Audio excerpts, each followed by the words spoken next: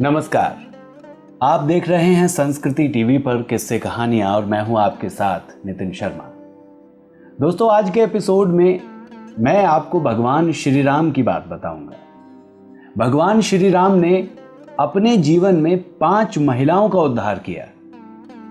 कौन है वो महिलाएं और कैसे किया उन 5 महिलाओं का उद्धार भगवान श्री राम ने, आइए जानते हैं।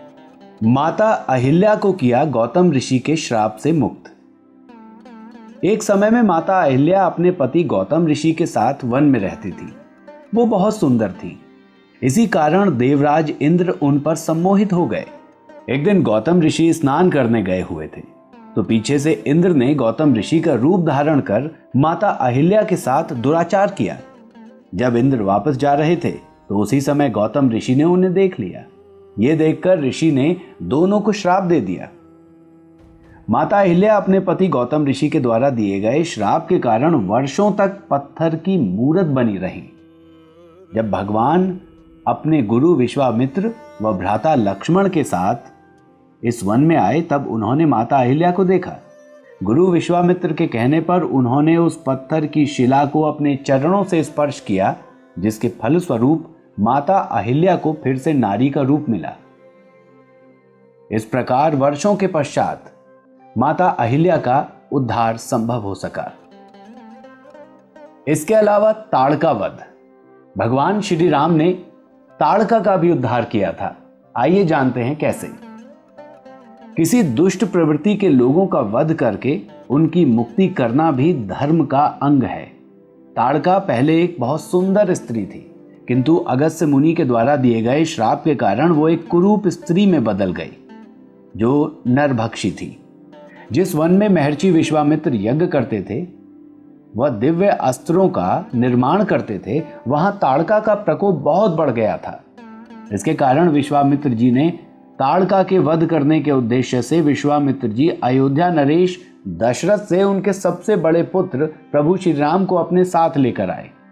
भगवान राम शुरू में तो ताड़का का वध करने में थोड़ा हिचकिचाए थे, क्योंकि धर्म में स्त्री हत्या पाप है, किंतु ऋषि विश्वामित्र के आदेशानुसार उन्होंने ताड़का का वध करके उसका उद्धार किया। इसके अलावा एक और महिला का उद्धार किया, वो है शबरी, जिनके झूठे बेर कहकर भगवान श्री राम ने उनका उद्धार किया। आइए जानते हैं कैसे। शबरी एक आदिवासी महिला थी जिसके मन में भगवान श्री राम से मिलकर मोक्ष प्राप्ति की इच्छा थी। उनके गुरु ने अंतिम समय में बताया था कि एक दिन उसकी कुटिया में स्वयं भगवान श्री राम आएंगे, जिनसे उन्हें मुक्ति मिलेगी। इसी आस में वो प्रतिदिन अपनी कुटिया को पूरी तरह से साफ करती थी। नए नए पुष्पों को अपने जो झोपड़ी थी उसके रास्ते में सजाती थी। वह प्रभु के लिए फल एकत्रित करती थी। भगवान राम की प्रतीक्षा में शबरी का पूरा जीवन बीत गया। अंत में जब भगवान राम अपने भ्राता लक्ष्मण के साथ सीता जी की खोज में थे तब उन्होंने उस वन में सभी विद्वानों के आश्रमों को छोड़कर शबरी की कुटिया को चुना और उसके झूठे बेर भी खाए। तो इस तरह से भगवान श्री राम ने शबरी को दर्शन देकर उसके झूठे बेर खाकर उसका भी उद्धार किया।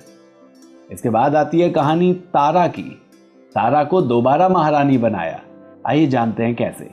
तारा किष्किंधा के वानर राजा बलि की पत्नी थी, जिसे भगवान श्री राम ने अपने सखा व बलि के भाई सुग्रीव की सहायता के लिए मार दिया था। उसके पश्चात सुग्रीव को किष्किंधा का नया राजा नियुक्त किया गया, जबकि वाली के समय तारा किष्किंधा की महारानी थी।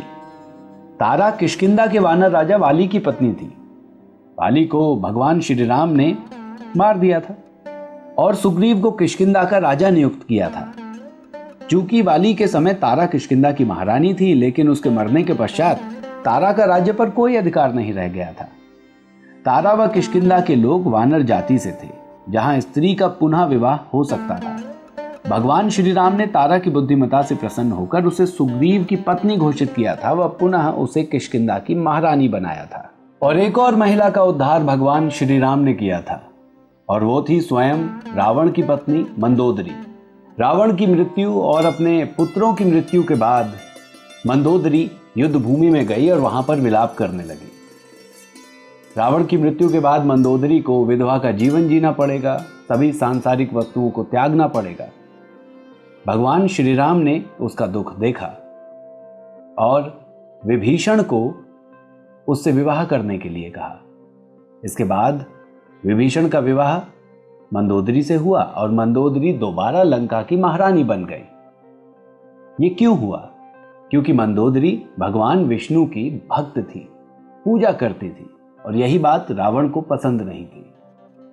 तो दोस्तों, आज के एपिसोड में हमने आपको बताया कि किस तरह से भगवान श्री राम ने अपने जीवन में 5 महिलाओं का उद्धार किया। अगले एपिसोड में एक और कहानी किस्सा लेकर आपसे फिर मुलाकात होगी। सब्सक्राइब कीजिए हमारा YouTube चैनल, लाइक कीजिए हमारा पेज। कमेंट बॉक्स में आप हमें बता सकते हैं आपको किस्से कहानियों के एपिसोड्स कैसे लगते हैं। अगर कहानी अच्छी लगी हो भगवान श्री राम की तो शेयर कीजिए ये वीडियो। नमस्कार।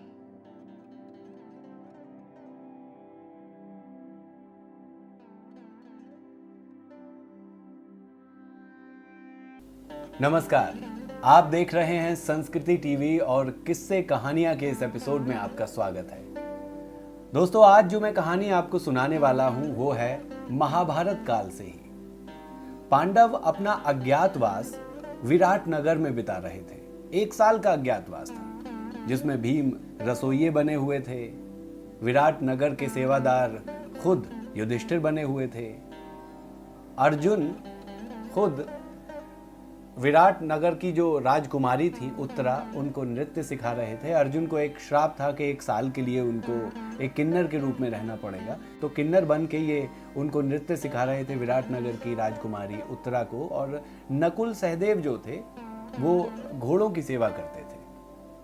उसी बीच एक ऐसा वाकया हुआ कि वहां का जो सेनापति था कीचक, जो कि विराट नगर का साला था, उसने द्रौपदी के साथ कुछ दुर्व्यवहार किया और भीम ने उसका वध कर दिया। कीचक महापराक्रमी और बलशाली व्यक्ति था। उसके जब वध की खबर मिली तो कौरवों को लगा कि शायद पांडव विराट नगर में छुपे हुए हैं, क्योंकि भीम के अलावा इतना शक्तिशाली कोई नहीं जो मल्ल युद्ध में उसको हरा सके और मार सके। तो दुर्योधन और शकुनी ने ये योजना बनाई कि क्यों ना विराट नगर पर हमला कर दिया जाए। अगर विराट नगर पर हमला कर दिया जाता है तो पांडव जरूर विराट नगर की सुरक्षा के लिए आएंगे और युद्ध करेंगे और उनका अज्ञातवास भंग हो जाएगा। और अगर वहां पर पांडव नहीं है तो विराट नगर जो है वो उनके कब्जे में आ जाएगा।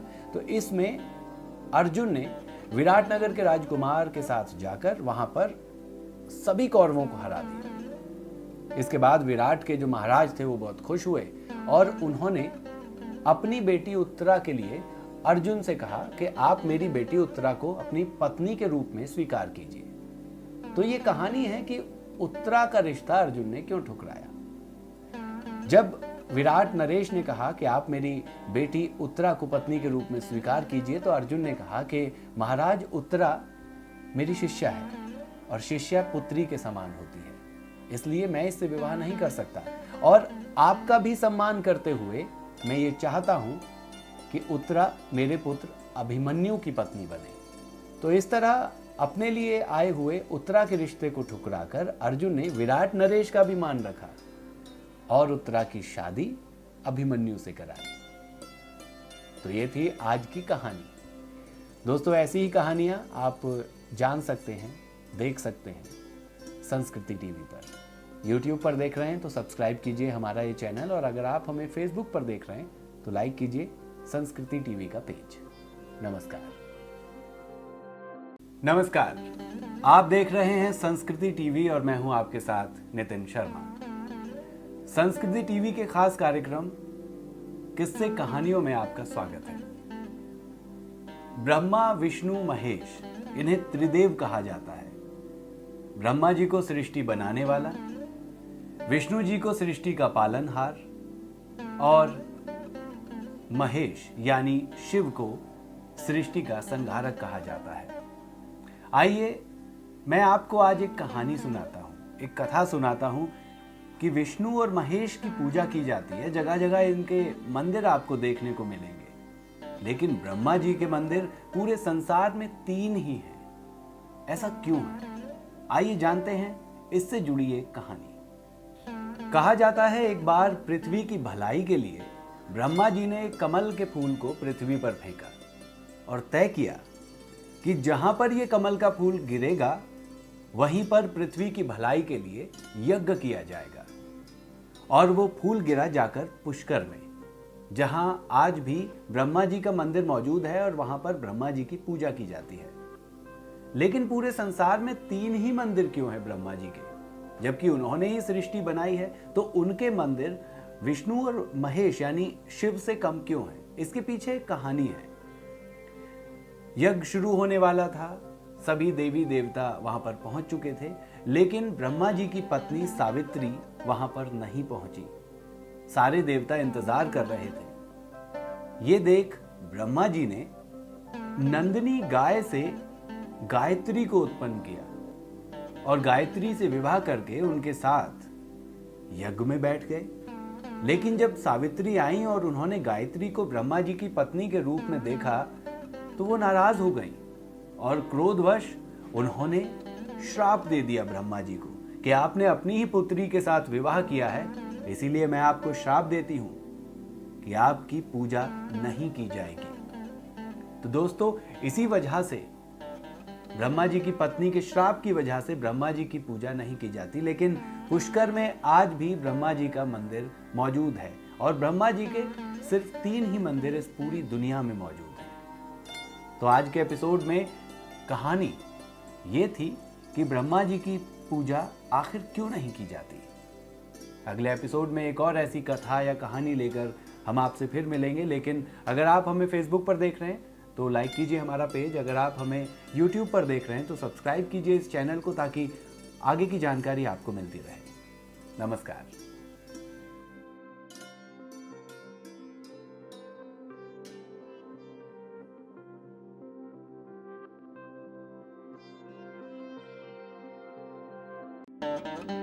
नमस्कार, आप देख रहे हैं संस्कृति टीवी पर किस्से कहानियां और मैं हूं आपके साथ नितिन शर्मा। दोस्तों, किस्से कहानियों के आज के एपिसोड में मैं आज की कहानी सुनाऊं आपको। उससे पहले अगर आप हमें फेसबुक पर देख रहे हैं तो लाइक कीजिए हमारा पेज, और अगर आप हमें यूट्यूब पर देख रहे हैं तो सब्सक्राइब कीजिए ये चैनल, ताकि आगे तक आपको सारी अपडेट्स आपके मोबाइल फ़ोन पर मिलती रहें। तो दोस्तों, आज जो मैं आपको कहानी सुनाने वाला हूं वो है भगवान श्री गणेश की। कैसे एक बुढ़िया ने उनको ठग लिया। हुआ यूं कि एक गांव में एक गरीब बुढ़िया रहती थी, अंधी बुढ़िया, देख नहीं पाती थी। उसका बेटा और बहू वो भी बहुत गरीब थे, साथ ही रहते थे। बेटा मजदूरी करता था। अब बुढ़िया दिन रात भगवान श्री गणेश की पूजा करती रहती, दिन रात उन्हीं का नाम जपती रहती। एक दिन भगवान गणेश उसकी पूजा पाठ से खुश हुए और उसके सामने प्रकट हो गए और बोले कि माता, तूने इतनी पूजा की है मेरी, तू कोई भी एक वर मांग ले मुझसे, मैं तुझे वो वर दूंगा। तो बुढ़िया ने भगवान श्री गणेश से सोचने का कुछ टाइम मांगा। भगवान श्री गणेश ने कहा कि मैं एक दिन बाद फिर आऊंगा, लेकिन सोच कर रखना क्या वर मांगना है। बुढ़िया ने अपने बेटे से कहा कि भगवान गणेश एक वर देना चाहते हैं, क्या मांगूं? तो बेटे ने कहा कि मां बहुत सारा धन मांग ले। उसके बाद उसने अपनी बहू से पूछा, तो बहू ने कहा कि मां जी, आप अपने लिए पोता मांग लो।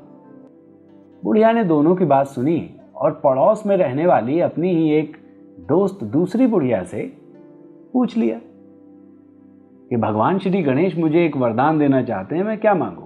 तो जो पड़ोसन थी उन्होंने कहा कि ना तो तुम बहुत ज़्यादा जीने वाली हो, ना बहुत ज़्यादा धन का तुम उपयोग कर सकोगी, उम्र तुम्हारी हो चली है, इससे अच्छा तो बुढ़ापे में तुम अपनी आंखों की रोशनी मांग लो। अब बुढ़िया परेशान, हैरान, आखिर मांगे तो मांगे क्या? रात भर सोचती रही। अगले दिन भगवान श्री गणेश उसके सामने फिर आए और उन्होंने बुढ़िया को आवाज दी और कहा कि मांग लो, क्या वर मांगती हो? तब बुढ़िया ने मांगा कि भगवान, मैं सोने के कटोरे में अपने पोते को दूध पीते हुए देखना चाहती हूं। अब यह सुनकर भगवान श्री गणेश बोले कि माता, तूने तो एक ही वचन में सब कुछ मांग लिया। सोने का कटोरा तो तभी होगा जब बहुत अमीर बन जाओगे। और अगर दूध पीता हुआ पोता है तो पोता भी मांग ही लिया, और अगर तुम उनको देख रही हो तो आंखों की रोशनी भी मांग ली। इस तरह से तो माता तूने हमें ठग लिया। लेकिन कोई बात नहीं, मैं तेरी भक्ति से प्रसन्न हूं और मैं तुझे ये वरदान देता हूं। तो इस तरह उस माता ने एक ही वरदान में तीनों चीजें मांग ली। तो ये थी आज की कहानी। अगले एपिसोड में फिर आपसे मुलाकात होगी। सब्सक्राइब कीजिए हमारा चैनल, लाइक कीजिए हमारा पेज और कमेंट बॉक्स में जरूर बताइएगा कि आपको ये किस्से, ये कहानियां कैसे लगते हैं। नमस्कार।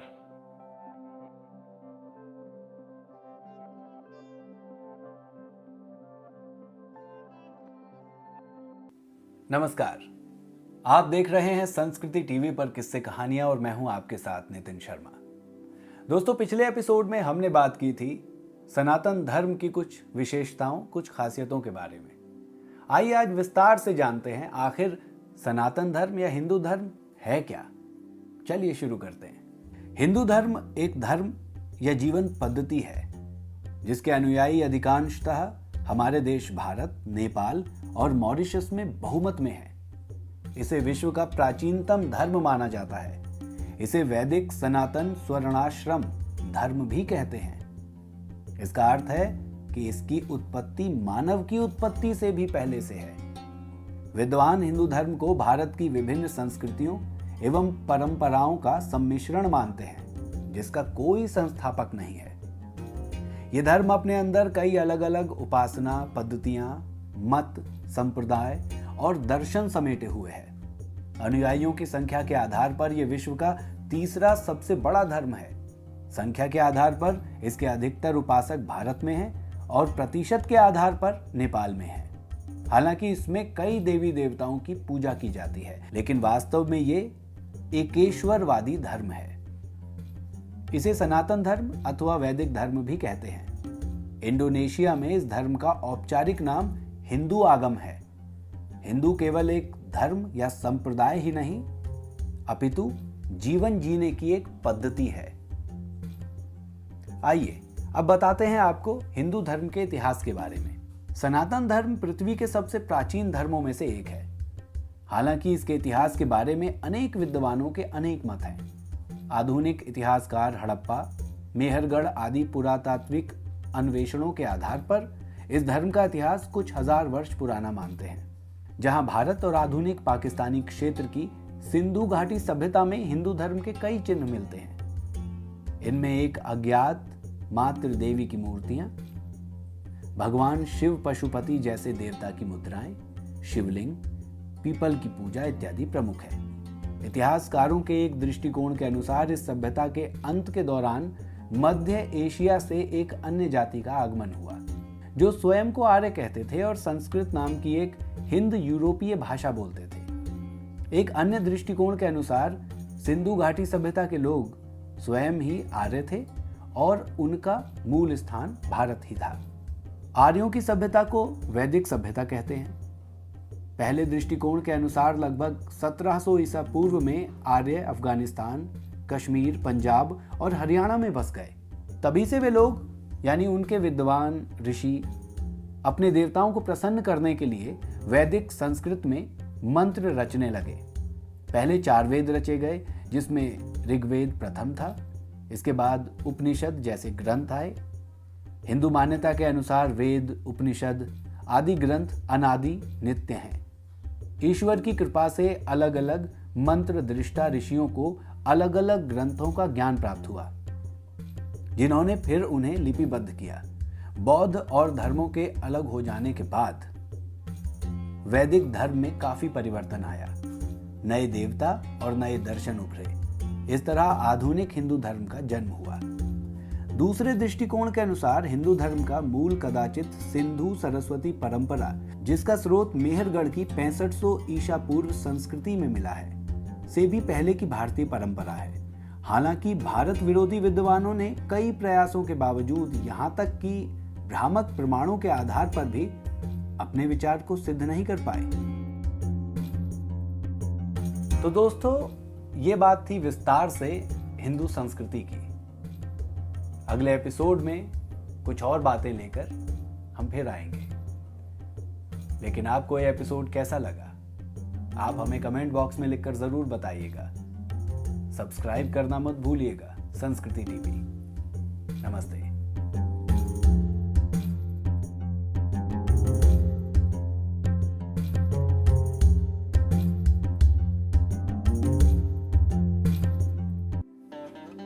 नमस्कार, आप देख रहे हैं संस्कृति टीवी पर किस्से कहानियां और मैं हूं आपके साथ नितिन शर्मा।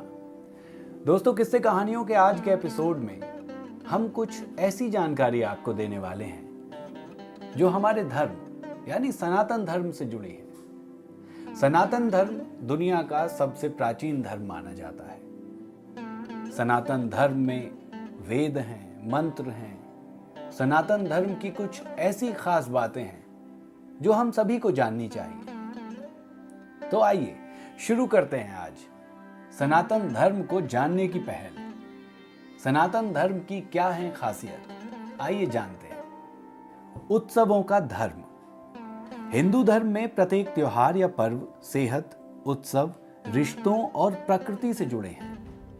हिंदू धर्म मानता है कि ईश्वर ने मनुष्य को ही खुलकर हंसने, उत्सव मनाने, मनोरंजन करने और खेलने की योग्यता दी है। यही कारण है कि सभी हिंदू त्योहारों और संस्कारों में संयमित और संस्कारबद्ध रहकर नृत्य, संगीत और पकवानों का अच्छे से सामंजस्य बैठाते हुए समावेश किया गया है। उत्सव से जीवन की सकारात्मकता, मिलनसारिता और अनुभवों का विस्तार होता है। यही उत्सव प्रियता दुनिया को पसंद है, तभी तो ब्रज की होली और कुंभ देखने को मिलता है इस धर्म में। इसी के साथ ही दिवाली, होली, बहुत सारे त्योहार, उत्सव मनाए जाते हैं इस धर्म में। एक और खासियत है इस धर्म की और वो है सांस्कृतिक एकता। भारत के प्रत्येक समाज या प्रांत के अलग अलग त्योहार, उत्सव, पर्व, परंपरा और रीति रिवाज हो चले, लेकिन गहराई से देखने पर इन सभी त्योहार, उत्सव, पर्व या परंपरा में समानता है। अर्थात एक ही पर्व को मनाने के भिन्न भिन्न तरीके हैं। भारत की कई भाषाओं को बोलने के कई अंदाज होते हैं, लेकिन सभी का मूल संस्कृत और तमिल ही है। इसी के साथ एक और खासियत है सनातन हिंदू धर्म की। धार्मिक शिक्षा पर कोई ऐसा जोर नहीं दिया गया। हिंदू धर्म एक कट्टरपंथी धर्म नहीं है। किसी भी प्रकार का कोई सामाजिक दबाव नहीं है। धार्मिक शिक्षा के लिए कोई जोर जबरदस्ती नहीं है। हिंदू धर्म मानता है कि शिक्षा सभी तरह की होनी चाहिए। सिर्फ धार्मिक आधार पर शिक्षा नहीं होनी चाहिए। हाँ, शिक्षा संस्कार वाली होगी तो ही कोई बच्चा बड़ा होकर एक अच्छा इंसान बनेगा। चौथी जो खासियत है हमारे धर्म की वो है तीर्थ और मंदिर। हिंदू धर्म के सभी तीर्थ और प्रमुख मंदिर को हर कोई देखना चाहता है। हर कोई देखना चाहेगा भी। दूर दूर से लोग आते हैं, विदेशों से लोग आते हैं हमारे मंदिर और तीर्थ देखने। हर धर्म से जुड़ा व्यक्ति वहां जाकर खुद में खुशी महसूस कर सकता है, क्योंकि वहां आपको घंटियों की मधुर आवाज के साथ ही एक ऐसा आध्यात्मिक वातावरण मिलता है जिसके सानिध्य में रहकर आप खुद को प्रसन्न और शांत कर सकते हैं। हिंदू तीर्थ स्थलों में विदेशी सैलानी ऐसे ही नहीं घूमते हैं, इसकी खास वजह होती है।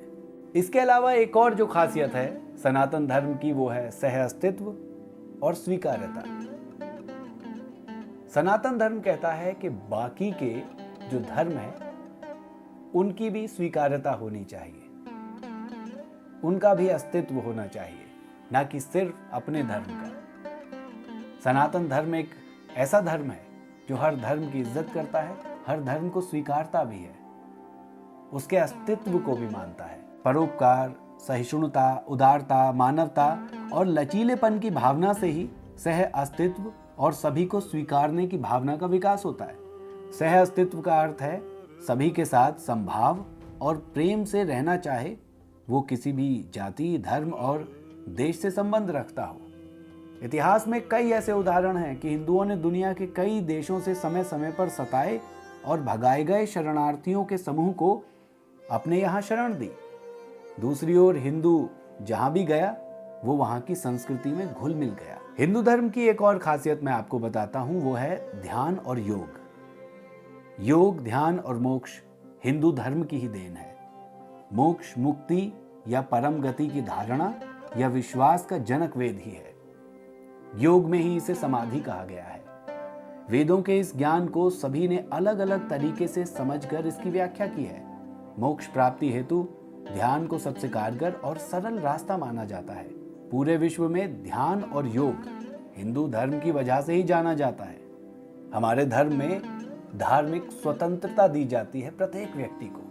हिंदू धर्म के लोगों को अपने विश्वास के अनुसार भगवान या देवी देवताओं को मानने व पूजने की, और यदि विश्वास न हो तो न मानने या न पूजने की पूर्ण स्वतंत्रता दी है। प्रत्येक व्यक्ति परमात्मा की अनुपम कृति है और उसे स्वतंत्रता का अधिकार है। हाँ, हिंदू धर्म ये जरूर कहता है कि स्वतंत्रता में स्व अनुशासन होना जरूरी है। यह आपकी और दूसरों की स्वतंत्रता को कायम रखने और धर्म, देश एवं समाज को व्यवस्थित करने के लिए जरूरी है। तो दोस्तों, आज के एपिसोड में सनातन धर्म, हमारे धर्म, हिंदू धर्म, इसकी खासियत के बारे में मैंने आपसे बात की। आगे के एपिसोड्स में ऐसी बातें करता रहूंगा। किस्से कहानियों के एपिसोड्स आपको कैसे लगते हैं, आप हमें कमेंट बॉक्स में लिखकर बता सकते हैं। नमस्कार।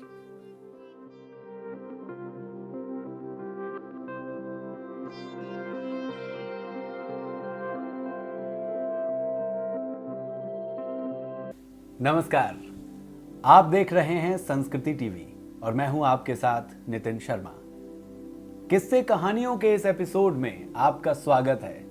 आज मैं जो कहानी आपको सुनाने वाला हूं वो महाभारत के जमाने से है। आखिर क्यों दुर्योधन अपनी माता गांधारी के कक्ष में नग्न अवस्था में पहुंच गया था, आइए जानते हैं ये कहानी। तो बात उस वक्त की है जब महाभारत का युद्ध अपने अंत की तरफ था। गांधारी को लग रहा था और गांधारी को यह मालूम हो गया था कि कौरव इस युद्ध में हारने वाले हैं। तब एक मां का दिल पसीजा और उन्होंने दुर्योधन को कहा कि नग्न अवस्था में मेरे कक्ष में आना, मैं तुम्हें कुछ बताऊंगी। निर्धारित समय पर दुर्योधन नग्न अवस्था में गांधारी के कक्ष में जाने। उससे पहले ही गांधारी से मिलकर भगवान श्री कृष्ण आ रहे थे।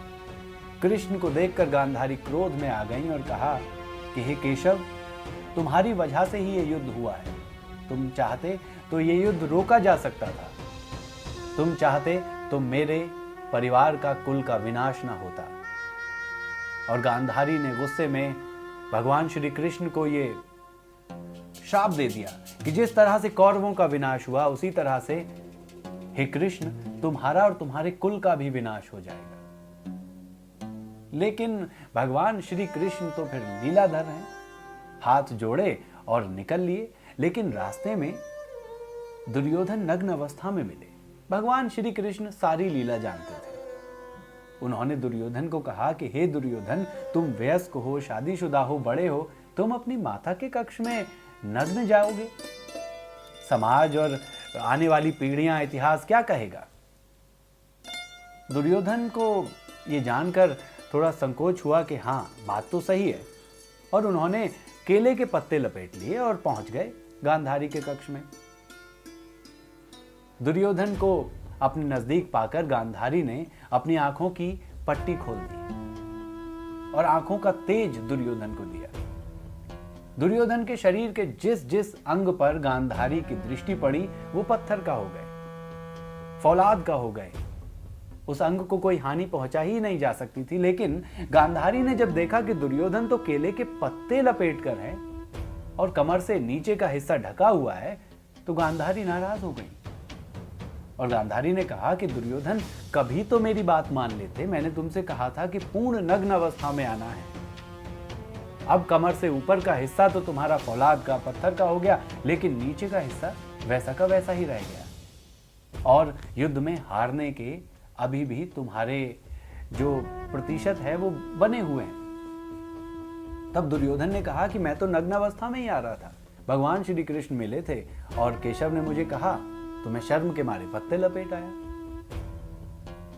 तो इस कहानी का सार ये है कि गांधारी के नेत्रों में जो शक्ति थी उसके जरिए उन्होंने दुर्योधन को पत्थर का बनाने की कोशिश की, लेकिन लीलाधर ने अपनी लीला रची और ये नहीं होने दिया। और अगर आपको महाभारत के बारे में ज्ञान है, पता है, तो आपको ये भी पता होगा कि भीम ने जंघा तोड़ने की कसम खाई थी दुर्योधन की, और जंघा तोड़ी और उसके बाद ही दुर्योधन का देह त्याग हुआ।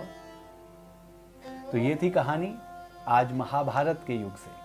अगले एपिसोड में एक और कहानी के साथ मैं फिर आऊँगा। देखते रहिए किस्से कहानियाँ संस्कृति टीवी पर। अगर आप हमें फेसबुक पर देख रहे हैं तो लाइक कीजिए हमारा पेज, यूट्यूब पर देख रहे हैं तो आप हमारा चैनल सब्सक्राइब कीजिए ताकि आगे की अपडेट्स आपको मिलती रहे। नमस्कार।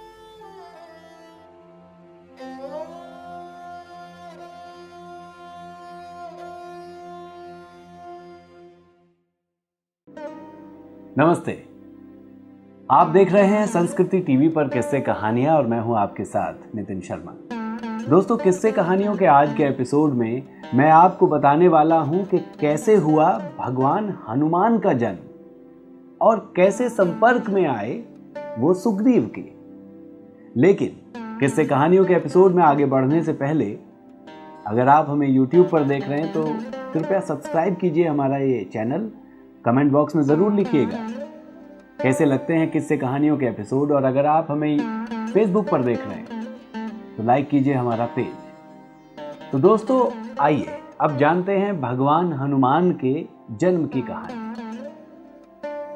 राम को अपना देवता मानते हुए भगवान शिव ने घोषित किया और शिव ने उनकी सेवा करने के लिए पृथ्वी पर अवतार की इच्छा जाहिर की।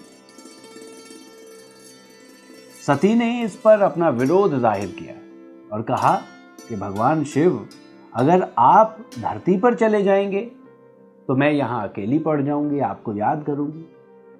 तब भगवान शिव ने एक युक्ति सुझाई और कहा कि मैं अपना मात्र एक हिस्सा पृथ्वी पर भेजने वाला हूं। उन्होंने सती को वादा किया कि वो कैलाश पर ही रहेंगे और अपना मात्र एक हिस्सा भगवान राम की सेवा के लिए पृथ्वी पर भेजेंगे।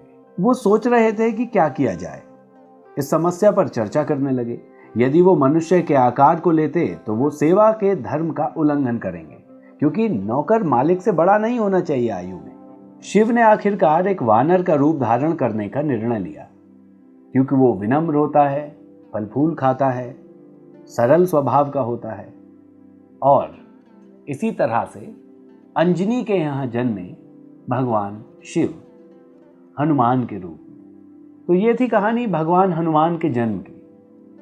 अब अगली कहानी में मैं आपको बताता हूं कैसे सुग्रीव के संपर्क में आए हनुमान जी को ज्ञान ग्रहण करना था। तो हनुमान जी सूर्य देव के पास गए और उन्हें अपना गुरु बना लिया। सूर्य देव ने भी उन्हें सभी ग्रंथों का ज्ञान प्रदान किया। लेकिन जब गुरु दक्षिणा की बारी आई तो सूर्य देव ने कहा कि मैं तुमसे इसका कोई शुल्क तो नहीं लूंगा, लेकिन हाँ, मेरे ज्ञान के बदले में तुम्हें सुग्रीव का मंत्री बनना पड़ेगा। और गुरु दक्षिणा देने के लिए हनुमान जी एकदम तैयार हो गए और सुग्रीव के मंत्री बन गए। किस्से कहानियों के आज के एपिसोड में इतना ही। दोस्तों, आपको ये एपिसोड्स कैसे लगते हैं आप हमें फेसबुक पर या यूट्यूब पर कमेंट करके बता सकते हैं। आपके कमेंट्स का इंतज़ार रहेगा। अगर आपके पास भी है कोई कहानी तो लिख भेजिए हमें। ईमेल आईडी आपकी स्क्रीन पर आपको दिख रही होगी। नमस्कार।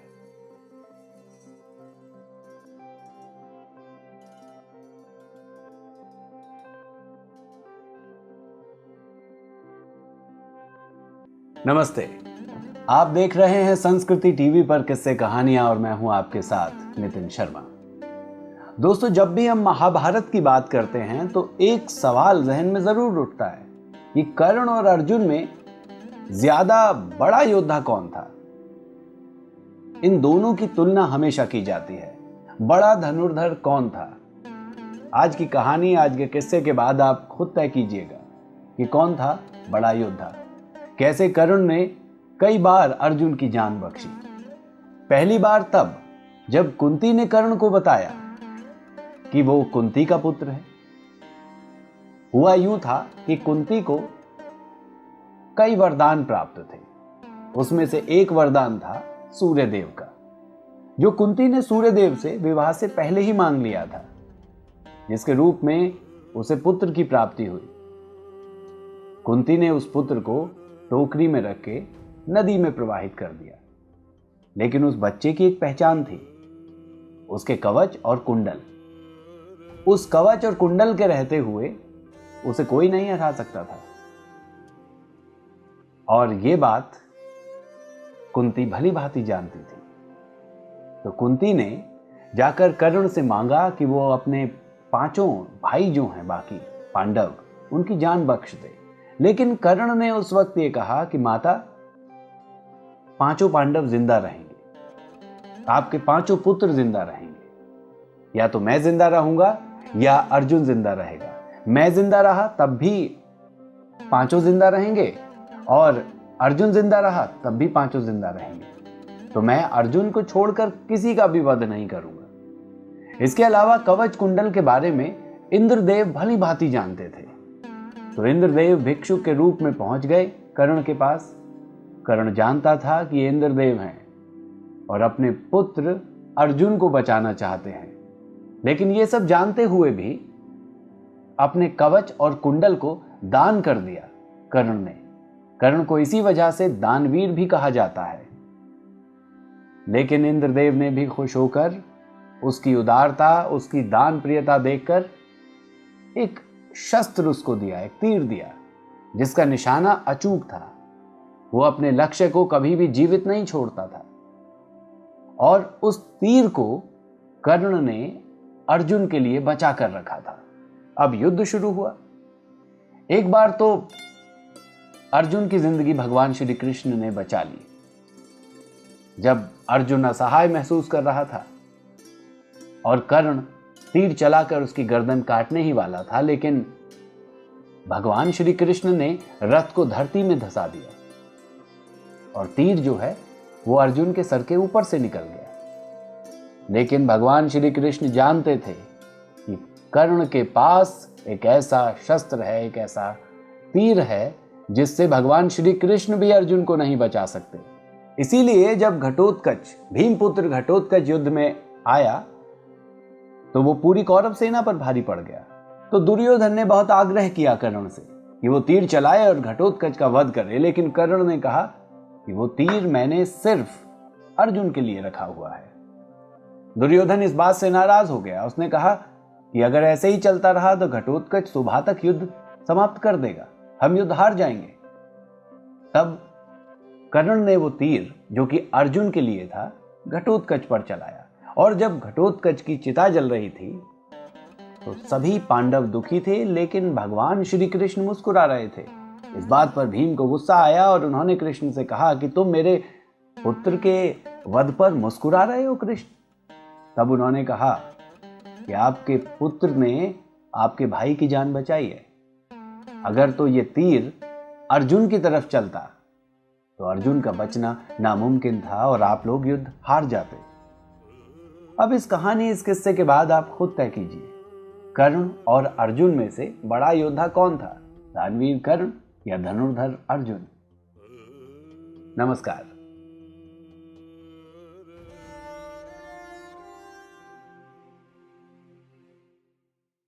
नमस्कार, आप देख रहे हैं संस्कृति टीवी पर किस्से कहानियां और मैं हूं आपके साथ नितिन शर्मा।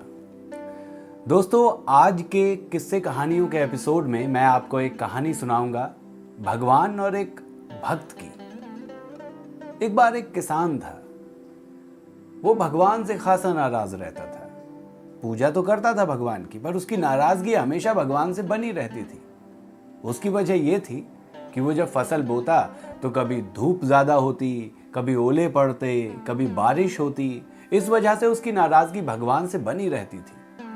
एक बार उसने भगवान की पूजा की, भगवान प्रकट हुए तो उसने भगवान से कहा कि मैं आपसे बहुत ज़्यादा नाराज़ हूँ। मैं हर साल फसल बोता हूँ, कभी आप ओले कर देते हो, कभी बारिश करा देते हो तेज़, कभी आंधी, कभी तूफान। मुझे समझ नहीं आता, शायद आपको सृष्टि चलानी नहीं आती। उसकी बात सुनकर भगवान मुस्कुरा दिए और बोले कि चलो ठीक है, 1 साल के लिए तुम सृष्टि चला लो, मौसम तुम्हारे हिसाब से बदलेगा। किसान बड़ा खुश हुआ। उसने गेहूं की फसल लगाई और अपने हिसाब से बारिश कराई, अपने हिसाब से धूप कराई, अपने हिसाब से उसने ओले पड़ने से रोक दिए, तूफान नहीं आने दिया, आंधी नहीं आने दी। और जब फसल काटने का वक्त आया तो वो खेत में गया और खेत देखकर वो चौंक गया, क्योंकि गेहूं की जो बाल थी उसमें दाना ही नहीं था। उसने फिर से भगवान की पूजा की। भगवान अवतरित हुए और उसने भगवान से कहा कि भगवान, मैंने तो धूप भी बराबर रखी, बारिश भी बराबर की, मौसम भी अनुकूल रखा, फिर ऐसा कैसे हो गया कि इसमें बाल ही नहीं आई? बाल तो आई, उसमें गेहूं नहीं आया। तब भगवान मुस्कुरा दिए और बोले कि तुमने पौधे को अपने हिसाब से संघर्ष नहीं करने दिया, तुमने उसको सारी अनुकूल वातावरण, पर्यावरण सब कुछ दिया, पर पौधे को खुद से विकसित होने का संघर्ष नहीं करने दिया, इसीलिए वो अंदर से खोखला है। ये फसल तुम्हारी पूरी इसी वजह से खोखली है, क्योंकि मौसम के साथ संघर्ष नहीं करने दिया। दोस्तों, ऐसा ही हमारे बच्चों के साथ भी होता है। जब हम अपने बच्चों की परवरिश कर रहे होते हैं तो उन्हें संघर्ष करने दिया जाए, खुद से जीने की आदत डालने दी जाए उनको, तभी तो वो सफल बनेंगे। तो आज के किस्से कहानियों के एपिसोड में बस इतना ही। आपको हमारे किस्से कहानियाँ कैसे लगते हैं आप हमें ईमेल करके बता सकते हैं। मेल आईडी आपकी स्क्रीन पर दिया गया है। कमेंट बॉक्स में भी आप हमें बता सकते हैं अगर आपके पास भी कोई किस्सा या कहानी है तो। नमस्कार।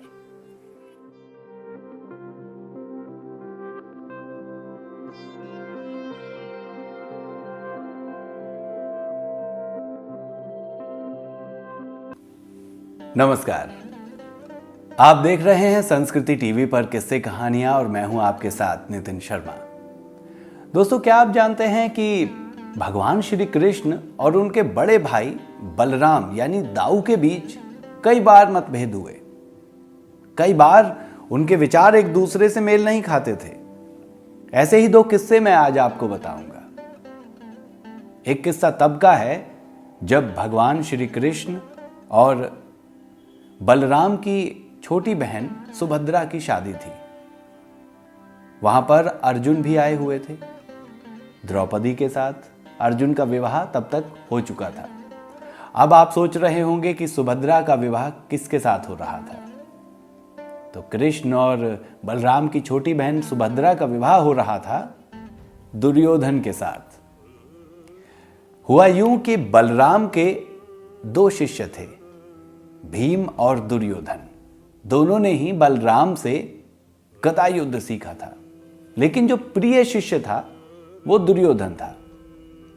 तो बलराम ने दुर्योधन से सुभद्रा का विवाह करने का विचार बनाया, लेकिन वहां पर अर्जुन भी आए हुए थे और अर्जुन और सुभद्रा में प्रेम हो गया।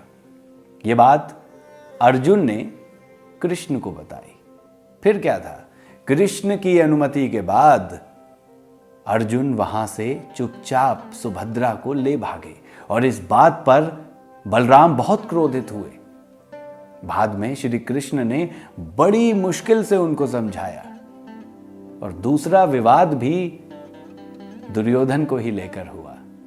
महाभारत का युद्ध लगभग समाप्त होने वाला था।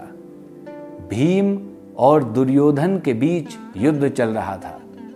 जैसा कि एक और कहानी में मैं आपको बता चुका हूं कि कमर से ऊपर का पूरा शरीर दुर्योधन का पत्थर का और लोहे का हो चुका था। उस पर कोई भी प्रहार बेकार जाता। भीम परेशान हो गया। तब कृष्ण ने ही बताया कि दुर्योधन की जंघा तोड़ो। गदा युद्ध में कमर से नीचे प्रहार करना वर्जित था। तो जब भीम ने दुर्योधन की जंघा तोड़ी तो बलराम क्रोधित हो गए और भीम का वध करने के लिए चले। तो भगवान श्री कृष्ण ने ही उनको समझाया कि कौन सी नीति की बात कर रहे हैं आप दाऊ। दुर्योधन तो किसी नीति को माना ही नहीं है आज तक। और फिर भीम ने प्रतिज्ञा भी की थी दुर्योधन की जंघा तोड़ने की। लेकिन बलराम का गुस्सा कम नहीं हुआ। वो गुस्से में ही रणभूमि से चले गए।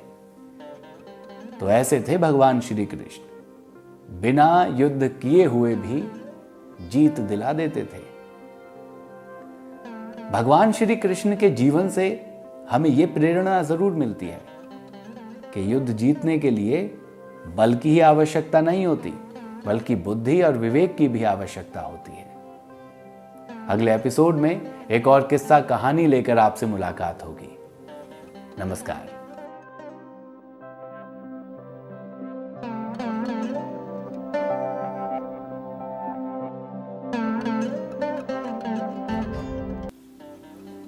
नमस्कार, आप देख रहे हैं संस्कृति टीवी पर किस्से कहानियां और मैं हूं आपके साथ नितिन शर्मा। दोस्तों, आज का किस्सा महाभारत के युग से, जब भीम की धृतराष्ट्र हत्या कर देने वाले थे और श्री कृष्ण ने बड़ी चालाकी से भीम की जान बचाई। दरअसल हुआ यूं कि द्रौपदी चीरहरण के वक्त भीम ने प्रतिज्ञा की थी कि वो सारे के सारे कौरवों को मारेगा, दुर्योधन की जंघा तोड़ेगा और दुशासन की छाती का लहू पिएगा। हुआ भी ऐसा ही। सिर्फ एक कौरव को छोड़कर बाकी सारे कौरव वीर गति को प्राप्त हुए भीम के हाथों से। और जब पांडव विजयी हुए तो वो धृतराष्ट्र से मिलने गए और सिंहासन लेने गए। एक तरफ सारे पांडव एक एक करके धृतराष्ट्र से आशीर्वाद ले रहे थे, वहीं दूसरी तरफ धृतराष्ट्र के मन में भी काफी गुस्सा था भीम के लिए, और इस बात को कोई नहीं जानता था। ऊपर से तो धृतराष्ट्र आशीर्वाद दे रहे थे सारे पांडवों को, लेकिन अंदर अपने 100 पुत्रों के खोने का गम और गुस्सा भी समाया हुआ था। धृतराष्ट्र अंधे जरूर थे, लेकिन उनमें भी बहुत शक्ति थी, या कह सकते हैं दुर्योधन और भीम से भी ज्यादा शक्ति थी। जब भीम जाने लगे पैर छूने के लिए तो धृतराष्ट्र बहुत व्याकुल थे भीम को अपने गले लगाने के लिए, लेकिन लीलाधर भी वहीं मौजूद थे। भगवान श्री कृष्ण वहां थे तो उन्होंने भीम से कहा इशारों में कि तुम आगे मत जाओ, वो जो लोहे का पुतला रखा हुआ है उसे आगे बढ़ाओ और इसी से आलिंगन करने दो महाराज धृतराष्ट्र को। हुआ भी ऐसा ही, और जैसे ही उस पुतले को धृतराष्ट्र ने अपने गले से लगाया तो गुस्से में उसे खींच कर फोड़ दिया। तो उस लोहे का वो पुतला धृतराष्ट्र ने अपने हाथों से फोड़ दिया। भीम समझ गए, क्योंकि भीम के लिए उनके मन में काफी गुस्सा था, और बिलक बिलक कर रोने लगे और अपने भाई पांडु से, जो कि बहुत पहले ही स्वर्गलोक से धार चुके थे, रोते रोते माफी मांगने लगे कि हे पांडु, मैं तुमसे माफी चाहता हूं कि मैंने तुम्हारे पुत्र की इस तरह से हत्या कर दी। ये देखकर सारे पांडव व्याकुल हो गए, परेशान हो गए। तब भगवान श्री कृष्ण ने धृतराष्ट्र को प्यार और स्नेह से उठाया और कहा कि मैं आपका गुस्सा भली भांति समझ सकता हूं और समझता था। 100 पुत्रों के खोने का जो गम आपके दिल के, आपके मन के अंदर है, मैं उसे भली भांति समझता हूं। इसीलिए मैंने भीम को आगे नहीं आने दिया, बल्कि मैंने एक लोहे के पुतले को आगे किया, जिसे आपने भीम समझकर फोड़ दिया। अगर उसकी जगह भीम होते तो भीम के शरीर को और भीम के शरीर की सारी हड्डियों को आप इसी तरीके से तोड़ देते। तो इस तरह से बड़ी चालाकी से धृतराष्ट्र के हाथों मरते मरते बचाया था भीम को भगवान श्री कृष्ण ने। तो दोस्तों, आज की कहानी में इतना ही। अगले एपिसोड में एक और किस्सा, एक और कहानी लेकर आपके सामने हाजिर हो जाऊंगा मैं, नितिन शर्मा। लेकिन आपसे ये कहना चाहता हूं कि अगर आप हमें फेसबुक पर देख रहे हैं तो लाइक कीजिए, फॉलो कीजिए हमारा ये चैनल। कमेंट बॉक्स में आप हमें बता सकते हैं कि किस्से कहानी आपको कैसा लगता है। साथ ही यूट्यूब पर भी अगर आप हमें देख रहे हैं तो आप हमारे चैनल को सब्सक्राइब कीजिए, लाइक कीजिए ये वीडियो, और कमेंट बॉक्स में लिखकर आप हमें बता सकते हैं कि किस काल के किस्से कहानियाँ आप सुनना चाहते हैं। इस एपिसोड को हम और बेहतर कैसे बना सकते हैं, ज़रूर बताइएगा लिख के। धन्यवाद। नमस्कार।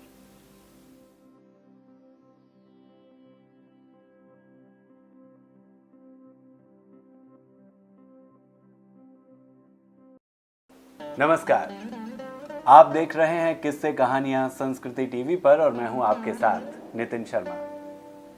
दोस्तों, आज जो मैं किस्सा आपको सुनाने वाला हूं वो महाभारत के जमाने से ही है और कैसे युधिष्ठिर के साथ स्वर्ग में एक कुत्ता भी पहुंच गया और उसको भी स्वर्ग में प्रवेश मिल गया। ये कहानी बड़ी रोचक है, आइए बताता हूं आपको। हुआ यूं कि पूरा राजपाट संभालते संभालते, देश को देखते देखते युधिष्ठिर ऊब गए और उनके मन में स्वर्ग जाने का ख्याल आया। उन्होंने द्रौपदी से कहा कि राजपाट चलाते चलाते, अच्छे बुरे दिन देखते देखते अब मैं ऊब गया हूं, मुझे स्वर्ग जाना है। तो द्रौपदी ने भी जिद पकड़ ली कि मैं भी आपके साथ स्वर्ग चलूंगी। द्रौपदी के बाद भीम, अर्जुन, नकुल, सहदेव सभी लोग स्वर्ग जाने के लिए जिद करने लगे। आखिरकार युधिष्ठिर को मानना पड़ा और सब लोग साथ में चल दिए। लेकिन चलने से पहले युधिष्ठिर ने एक शर्त रखी कि रास्ते में कुछ भी हो, कोई भी घायल हो, गिरे, मरे, लेकिन कोई भी पीछे मुड़ के नहीं देखेगा। और ये शर्त मानने के बाद चारों पांडव और द्रौपदी चल दिए स्वर्ग की यात्रा के लिए। अब हुआ यूं कि रास्ते में एक भिखारी बेचारा फटी हुई चादर लिए ठंड में ठिठुर रहा था, बीमार था और उसके पास में एक अंधा कुत्ता बैठा हुआ था जो कि उसी भिखारी का कुत्ता था। युधिष्ठिर ने अपनी चादर उतारी और उस भिखारी को उड़ा दी और उसकी फटी हुई चादर खुद ओढ़ ली और चल दिए स्वर्ग की यात्रा की तरफ। अंधा कुत्ता भी युधिष्ठिर के पीछे चल दिया। उस चादर में उसके मालिक की महक थी, उसको सूंघते सूंघते। अब जब स्वर्ग की यात्रा पे जाने लगे तो रास्ता बड़ा कठिन था। सबसे पहले द्रौपदी गिरी। भीम पीछे मुड़ के उन्हें उठाना चाहते थे लेकिन युधिष्ठिर ने उन्हें रोक दिया। द्रौपदी ने गिरते ही अर्जुन को आवाज दी, लेकिन अर्जुन तो वचनबद्ध थे, उन्होंने पीछे मुड़कर नहीं देखा। भीम को इस बात का बहुत बुरा लगा कि द्रौपदी ने गिरते ही भीम का नाम नहीं लिया बल्कि अर्जुन का नाम लिया और भीम गुस्से में युधिष्ठिर के पीछे पीछे चल दिए। इस तरह द्रौपदी पीछे रह गई और उनकी मृत्यु हो गई। फिर अर्जुन, भीम, नकुल, सहदेव सभी एक एक कर मृत्यु को प्राप्त हो गए और स्वर्ग तक नहीं जा पाए। लेकिन वो कुत्ता युधिष्ठिर के साथ, युधिष्ठिर को अपना मालिक समझते समझते ही, उस फटी हुई चादर की महक सूंघते सूंघते ही वो अंधा कुत्ता स्वर्ग के दरवाजे तक सारे संकटों को पार करते हुए युधिष्ठिर के साथ पहुंच गया। अब जब इंद्रदेव अपना विमान लेकर स्वर्ग के दरवाजे पर युधिष्ठिर को लेने आए तो वो एक कुत्ते को देखकर अचंभित हो गए। उन्होंने युधिष्ठिर से कहा कि ये कुत्ता आपके साथ यहाँ तक आ गया है, लेकिन मैं तो स्वर्ग सिर्फ आपको ही ले जा सकता हूँ। तो युधिष्ठिर ने हाथ जोड़ लिए इंद्रदेव के और कहा कि हे प्रभु, ये जो कुत्ता है सारी रास्ते को पार करते हुए, सारे संकटों को पार करते हुए, जितनी हिम्मत मैंने दिखाई है, जितना परिश्रम मैंने किया है स्वर्ग तक आने के लिए, इस कुत्ते ने भी उतना ही परिश्रम किया है, वजह चाहे जो भी रही। तो मैं आपसे आग्रह करना चाहता हूं और ये मेरी जिद भी है कि स्वर्ग जाएंगे तो हम दोनों ही जाएंगे, वरना कोई नहीं जाएगा। उसके बाद इंद्रदेव तैयार हो गए युधिष्ठिर के साथ उस कुत्ते को भी स्वर्ग ले जाने के लिए। तो इस तरह से युधिष्ठिर की यात्रा रही स्वर्ग की एक कुत्ते के साथ, और युधिष्ठिर के साथ साथ वो कुत्ता भी स्वर्ग तक पहुंच गया। इसीलिए कहा जाता है कि जैसी संगति में हम रहते हैं वैसे ही हम हो जाते हैं। आज के इस किस्से में, कहानी में इतना ही। अगले एपिसोड में फिर आपको एक किस्सा या कहानी सुनाऊंगा।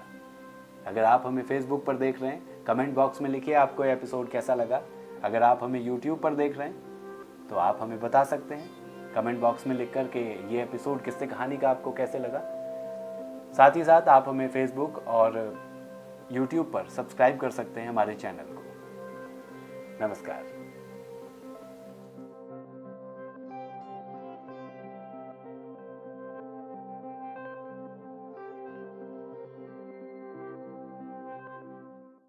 नमस्कार, आप देख रहे हैं संस्कृति टीवी पर किस्से कहानियां और मैं हूं आपके साथ नितिन शर्मा। दोस्तों, रावण की पत्नी मंदोदरी, रावण के मरने के बाद उसने आखिर क्यों किया था विभीषण से विवाह?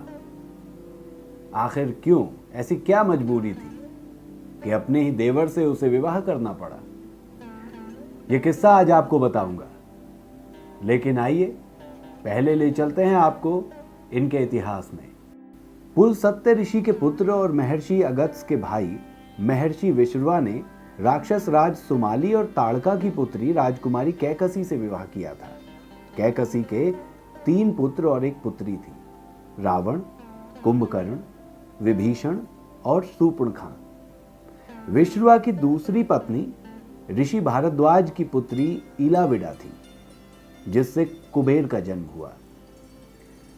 यानी कुबेर जो हैं वो रावण, विभीषण, शूर्पणखा और कुंभकर्ण के सौतेले भाई हुए। रावण ने दिति के पुत्र मै की कन्या मंदोदरी से विवाह किया, जो हेमा नामक अप्सरा के गर्भ से उत्पन्न हुई थी।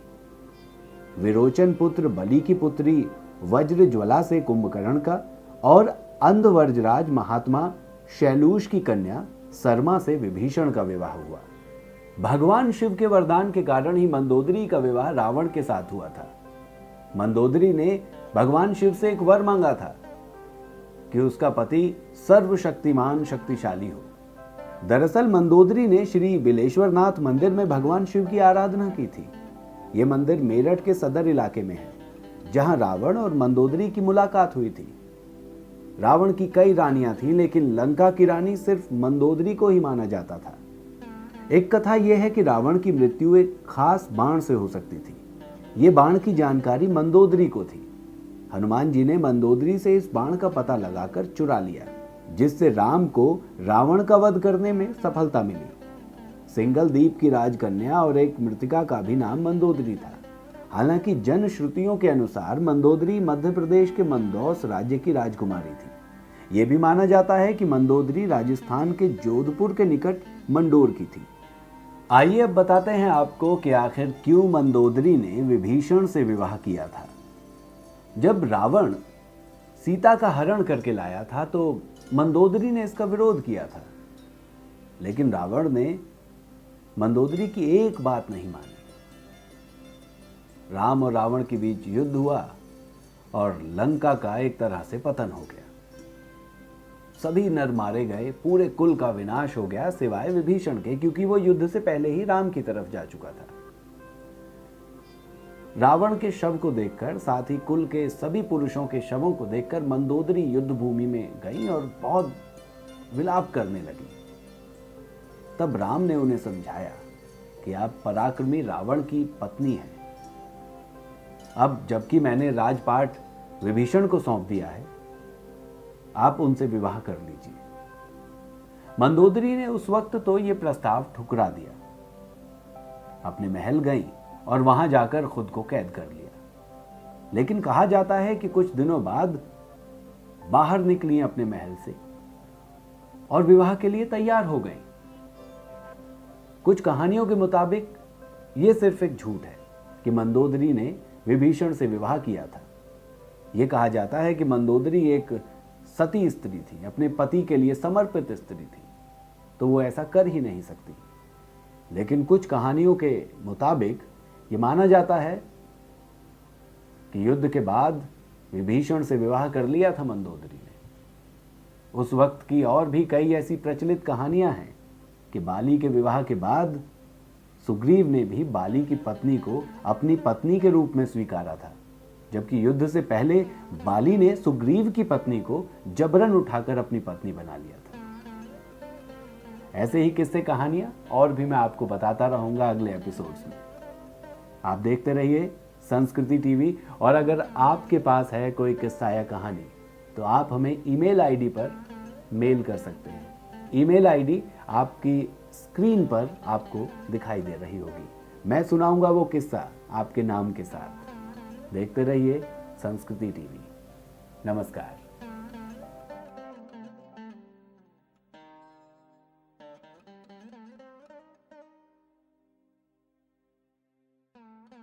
नमस्कार, आप देख रहे हैं संस्कृति टीवी और मैं हूं आपके साथ नितिन शर्मा।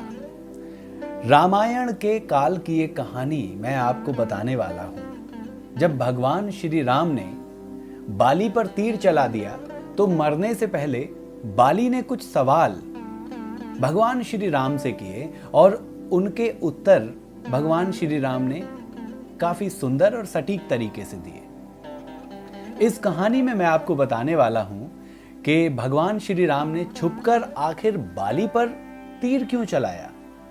तो चलिए जानते हैं ये कहानी किससे कहानियों में। बात उस वक्त की है जब भगवान श्री राम और लक्ष्मण सीता जी को ढूंढते ढूंढते ऋष्यमुख पर्वत पहुंचे और वहां पर उनकी मुलाकात हनुमान जी और सुग्रीव से हुई। भगवान श्री राम ने बताया कि वो अपनी पत्नी को ढूंढ रहे हैं, तो वहीं सुग्रीव ने बताया कि उसके बड़े भाई बाली ने उसकी पत्नी को जबरन अपने वश में कर लिया है और उसे मारकर राज्य से बाहर निकाल दिया है। भगवान श्री राम और सुग्रीव की संधि के तहत यह तय हुआ कि भगवान श्री राम बाली का वध करेंगे और सुग्रीव सीता जी को ढूंढने में श्री राम की मदद करेंगे। लेकिन बाली को एक वरदान प्राप्त था कि उसके सामने जो भी आएगा युद्ध करने के लिए उसकी आदि शक्ति बाली को प्राप्त हो जाएगी। तो जाहिर सी बात है कि बाली को युद्ध में हराना नामुमकिन हो जाएगा। भगवान श्री राम ने सुग्रीव से कहा कि तुम जाकर ललकारो बाली को और मैं जाकर उसका वध कर दूंगा। सुग्रीव ने जाकर बाली को ललकारा।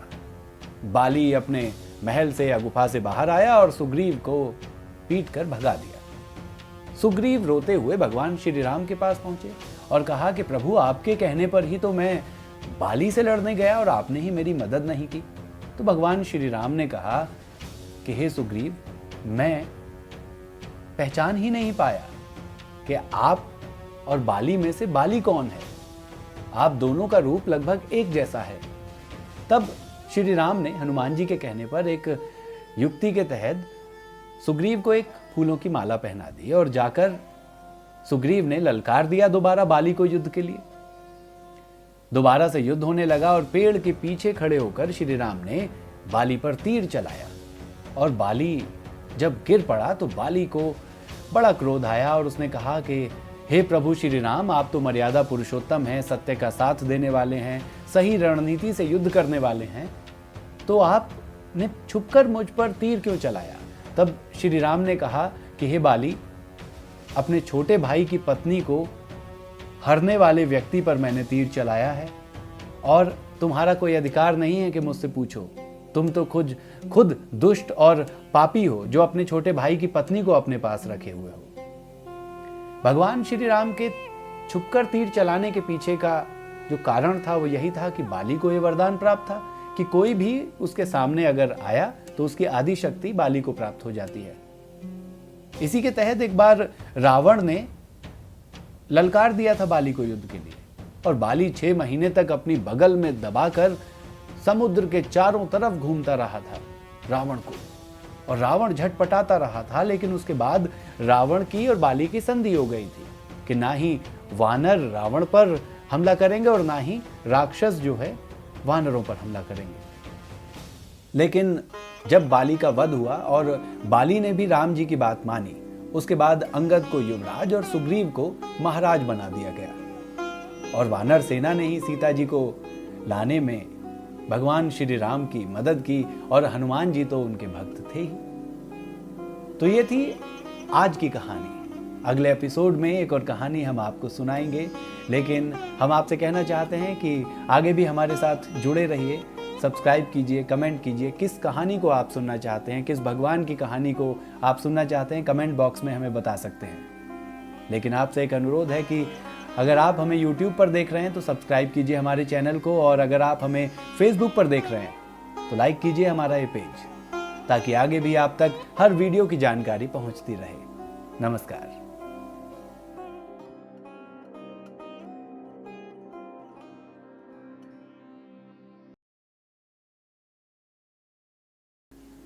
नमस्कार, आप देख रहे हैं संस्कृति टीवी और मैं हूं आपके साथ नितिन शर्मा।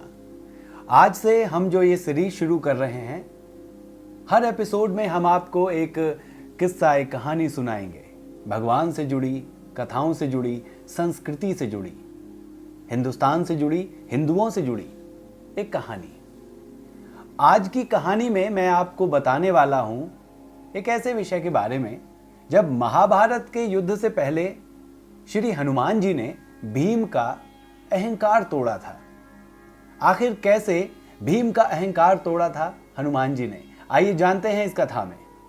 तो बात उस वक्त की है जब द्यूत में हारने के बाद पांडव वनवास में थे और उस वक्त देखने में यह आ रहा था कि भीम लगातार क्रोध में रहते और कौरवों का वध करने के लिए आतुर रहते।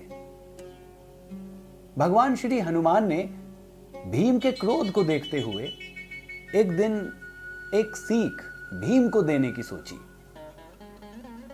अब जब सभी पांडव वनवास में रह रहे थे तो खाना भी वो खुद बनाते थे और भीम की जो ड्यूटी लगी हुई थी वो थी लकड़ियां लाने की।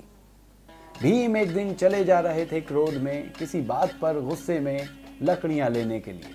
वहीं रास्ते में उन्होंने देखा कि एक वानर रूपी मानव रास्ते में लेटा हुआ है और राह पर अपनी पूंछ पसार रखी है। भीम ने जब उस वानर को देखा तो विनम्र निवेदन किया कि हे वानर राज, आप रास्ते से अपनी पूंछ हटा लीजिए। लेकिन वानर तो मुस्कुराने लगा और बोला कि पूंछ को लांग कर चले जाओ। तो भीम ने कहा कि ऐसे पूंछ को लांगना अशुभ माना जाता है, आप कृपया मेरे रास्ते से हट जाइए। लेकिन वानर ने फिर भी एक न सुनी भीम की। उसके बाद भीम को गुस्सा आ गया और उन्होंने कहा कि हे वानर राज, अगर आप मेरे रास्ते से नहीं हटते हैं तो मैं आपको आपकी पूंछ सहित उठाकर यहां से दूर फेंक दूंगा। तब मुस्कुराते हुए वानर राज ने कहा, जो कि हनुमान जी का ही रूप थे, कि अगर हिम्मत है और दम है, बल है, तो आप उठाकर साइड रख दीजिए मुझे। इस पर भीम को काफी क्रोध आया और वो पूंछ पकड़कर लगे फेंकने की जुगत में वानर राज को। लेकिन ये क्या, काफी मेहनत के बाद, काफी बल लगाने के बाद, या यूं कहें कि भीम ने अपनी पूरी ताकत लगा दी, लेकिन वो पूंछ को हिला तक नहीं पाए। 10-10 हाथियों का बल रखने वाले महाबली भीम एक वानर की पूंछ नहीं हिला पाए। ये सोचकर ही वो खुद शर्मसार हो गए और हाथ जोड़कर खड़े हो गए कि हे वानर राज, मुझ में 10 हाथियों का बल है और मैं काफी शक्तिशाली इस पूरी विश्व में माना जाता हूं, लेकिन आपकी पूंछ को हिला तक नहीं पाया। आखिर कौन है आप? तब भगवान हनुमान अपने रूप में आए। उन्होंने भीम को अपना असली रूप दिखाया और कहा कि हे भीम, तुम जो युद्ध लड़ने वाले हो वो धर्म युद्ध होगा और वहां पर न सिर्फ शक्ति की जरूरत है, बल्कि जरूरत यह भी है कि अहंकार में ना रहा जाए। जरूरत यह भी है कि बुद्धि और विवेक का भी इस्तेमाल किया जाए। और हनुमान जी ने यह भी कहा कि इस युद्ध में मैं तुम्हारे साथ हूं क्योंकि तुम धर्म के पक्ष में खड़े हो। तो आज की कहानी में मैंने आपको बताया कि कैसे महाभारत के युद्ध से पहले भगवान श्री हनुमान ने भीम के घमंड को तोड़ा और उन्हें सही राह दिखाई।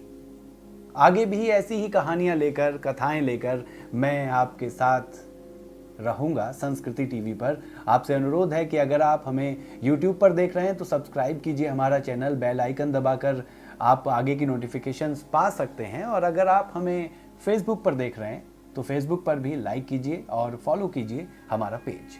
नमस्कार।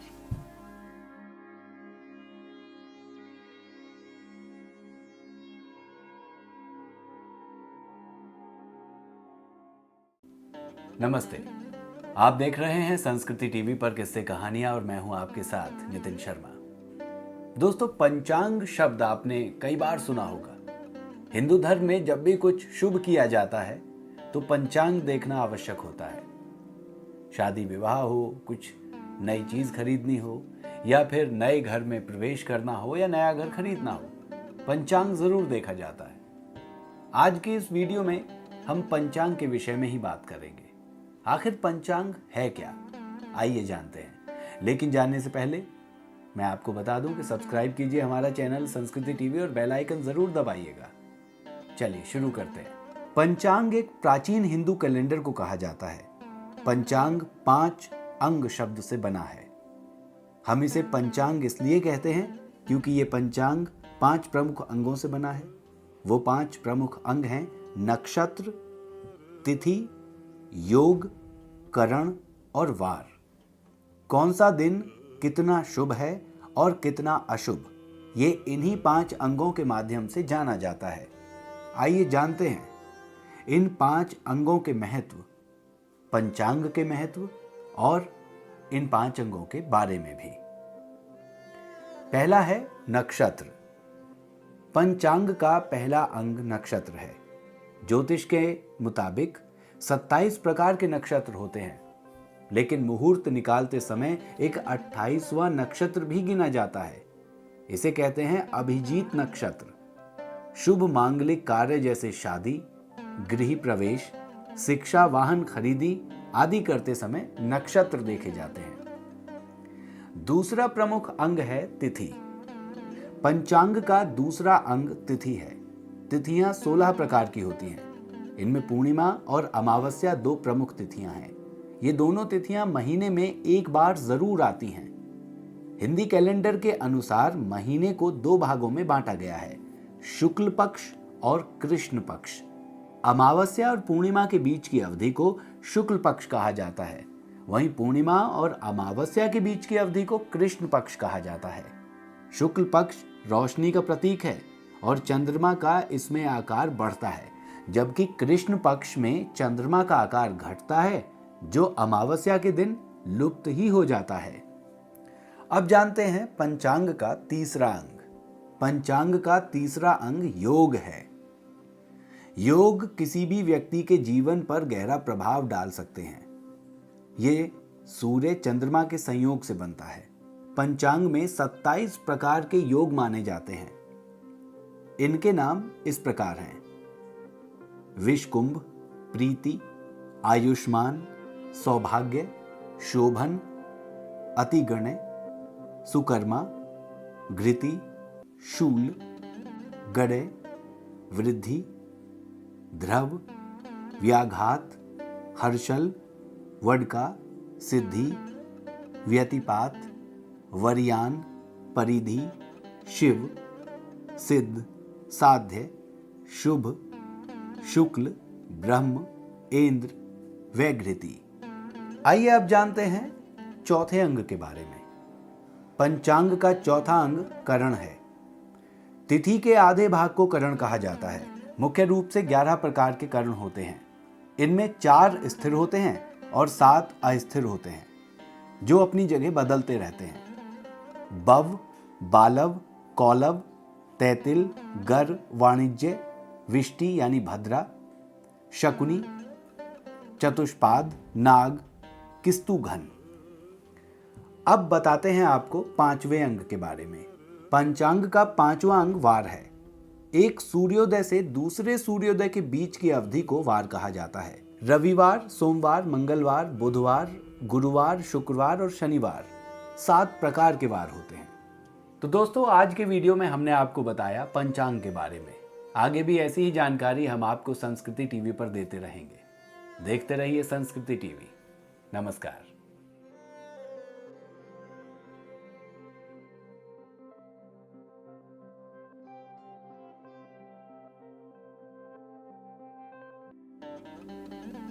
नमस्कार, आप देख रहे हैं संस्कृति टीवी और मैं हूं आपके साथ नितिन शर्मा। किस्से कहानियों के आज के एपिसोड में मैं आपको जो कहानी आज सुनाने वाला हूं, वो है भगवान श्री राम और उनके परम भक्त हनुमान जी की। एक बार हनुमान जी ने श्री राम को किसी कार्य के लिए मना कर दिया। आखिर ऐसा क्या हुआ जब प्रभु श्री राम को हनुमान जी ने किसी चीज के लिए मना किया? तो हुआ यूं कि प्रभु श्री राम हनुमान जी की सेवा से इतने प्रसन्न हुए कि उन्होंने हनुमान जी से कहा कि जो भी कुछ मांगना चाहते हो मांगो।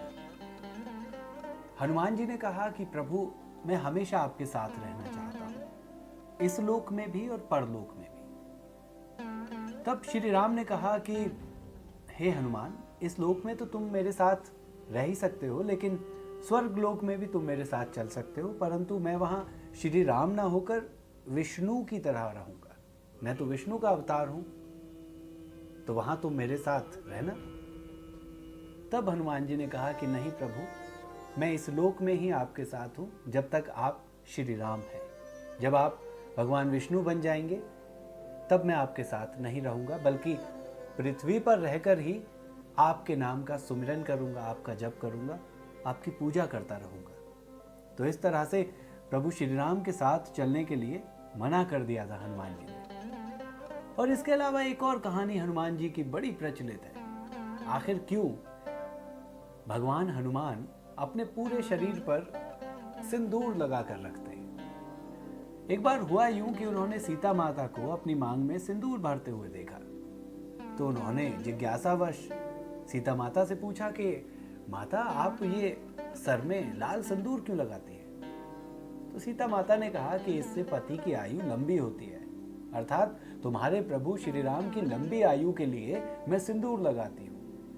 बस फिर क्या था, हनुमान जी ने अपना पूरा शरीर सिंदूर से रंग लिया। पूरी सभा हनुमान जी को देखकर हंसने लगी और श्री राम ने आश्चर्यचकित होकर पूछा कि हनुमान, ये तुमने क्या वेश बना रखा है? आखिर पूरे शरीर पर सिंदूर क्यों लगा रखा है? तो उन्होंने सीता जी की कही बात श्री राम को बताई कि प्रभु, माता सीता के इतना सिंदूर लगाने से अगर आपकी आयु बढ़ती है तो मैंने तो अपने पूरे शरीर को सिंदूर में कर लिया है। तो ऐसे भक्त थे हनुमान जी, और हैं। तो ये बात आज भगवान श्री राम और हनुमान जी की किस्से कहानियों के अगले एपिसोड में आपसे फिर मुलाकात होगी। नमस्कार।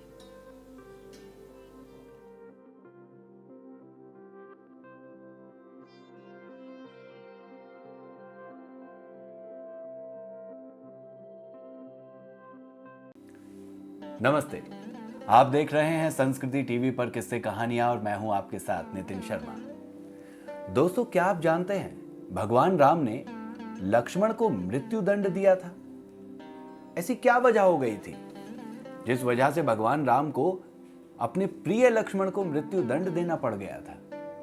आइए जानते हैं वो कहानी। रामायण में वर्णित है कि राम ने न चाहते हुए भी जान से प्यारे अपने छोटे भाई लक्ष्मण को मृत्यु दंड दिया था।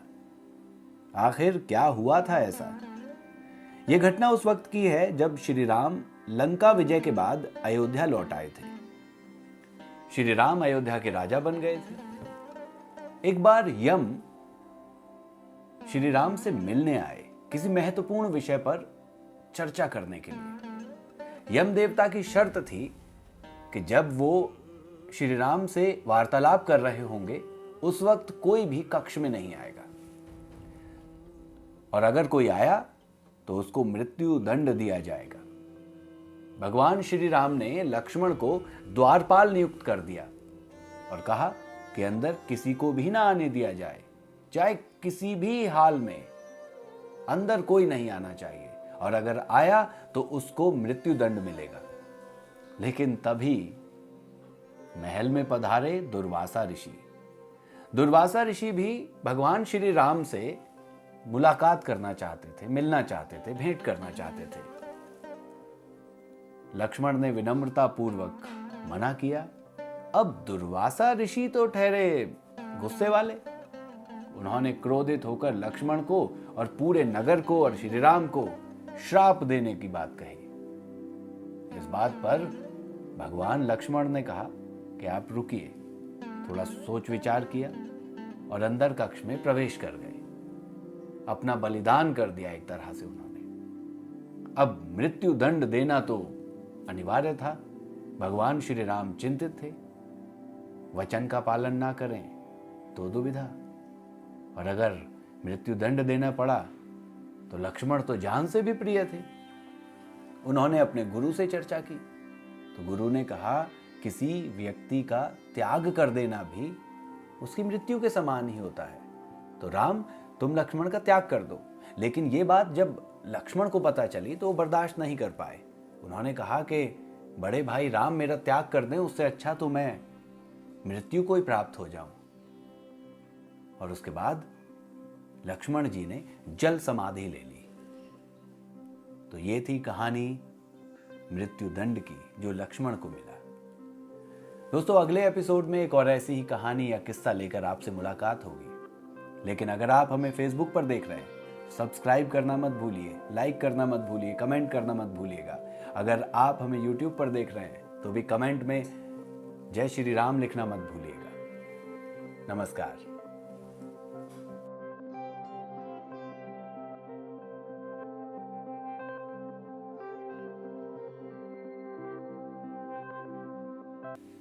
नमस्कार, आप देख रहे हैं संस्कृति टीवी पर किस्से कहानियां और मैं हूं नितिन शर्मा।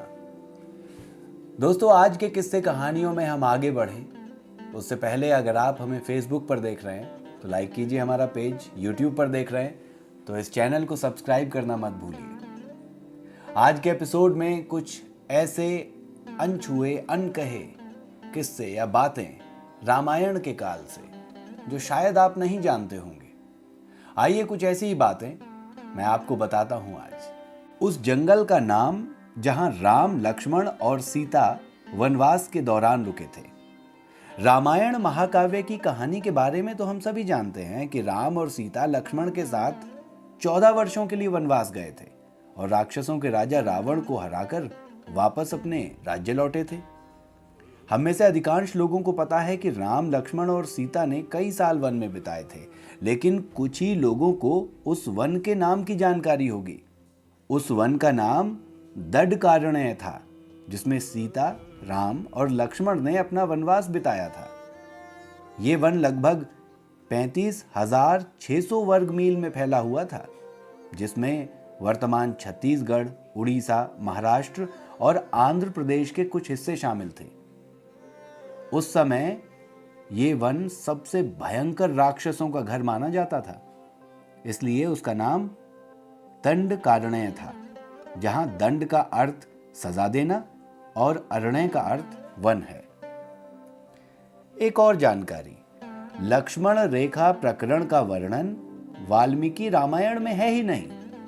पूरी रामायण की कहानी में सबसे पेचीदा प्रकरण लक्ष्मण रेखा प्रकरण है, जिसमें लक्ष्मण वन में अपनी झोपड़ी के चारों ओर एक रेखा खींचते हैं। जब सीता के अनुरोध पर राम हिरण को पकड़ने और मारने की कोशिश करते हैं तो वो हिरण राक्षस मारीच का रूप ले लेता है।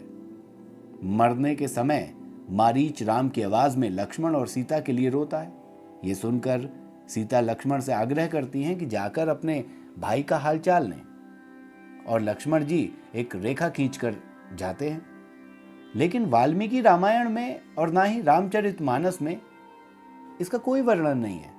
लेकिन रामचरितमानस के लंका कांड में इस बात का उल्लेख रावण की पत्नी मंदोदरी द्वारा जरूर किया गया है। एक और आपको मैं जानकारी देता हूं रामायण से ही जुड़ी। रावण एक उत्कृष्ट वीणा वादक था। रावण सभी राक्षसों का राजा तो था ही, बचपन में वो सभी लोगों से डरता था क्योंकि उसके 10 सिर थे। भगवान शिव के प्रति उसकी दृढ़ आस्था थी।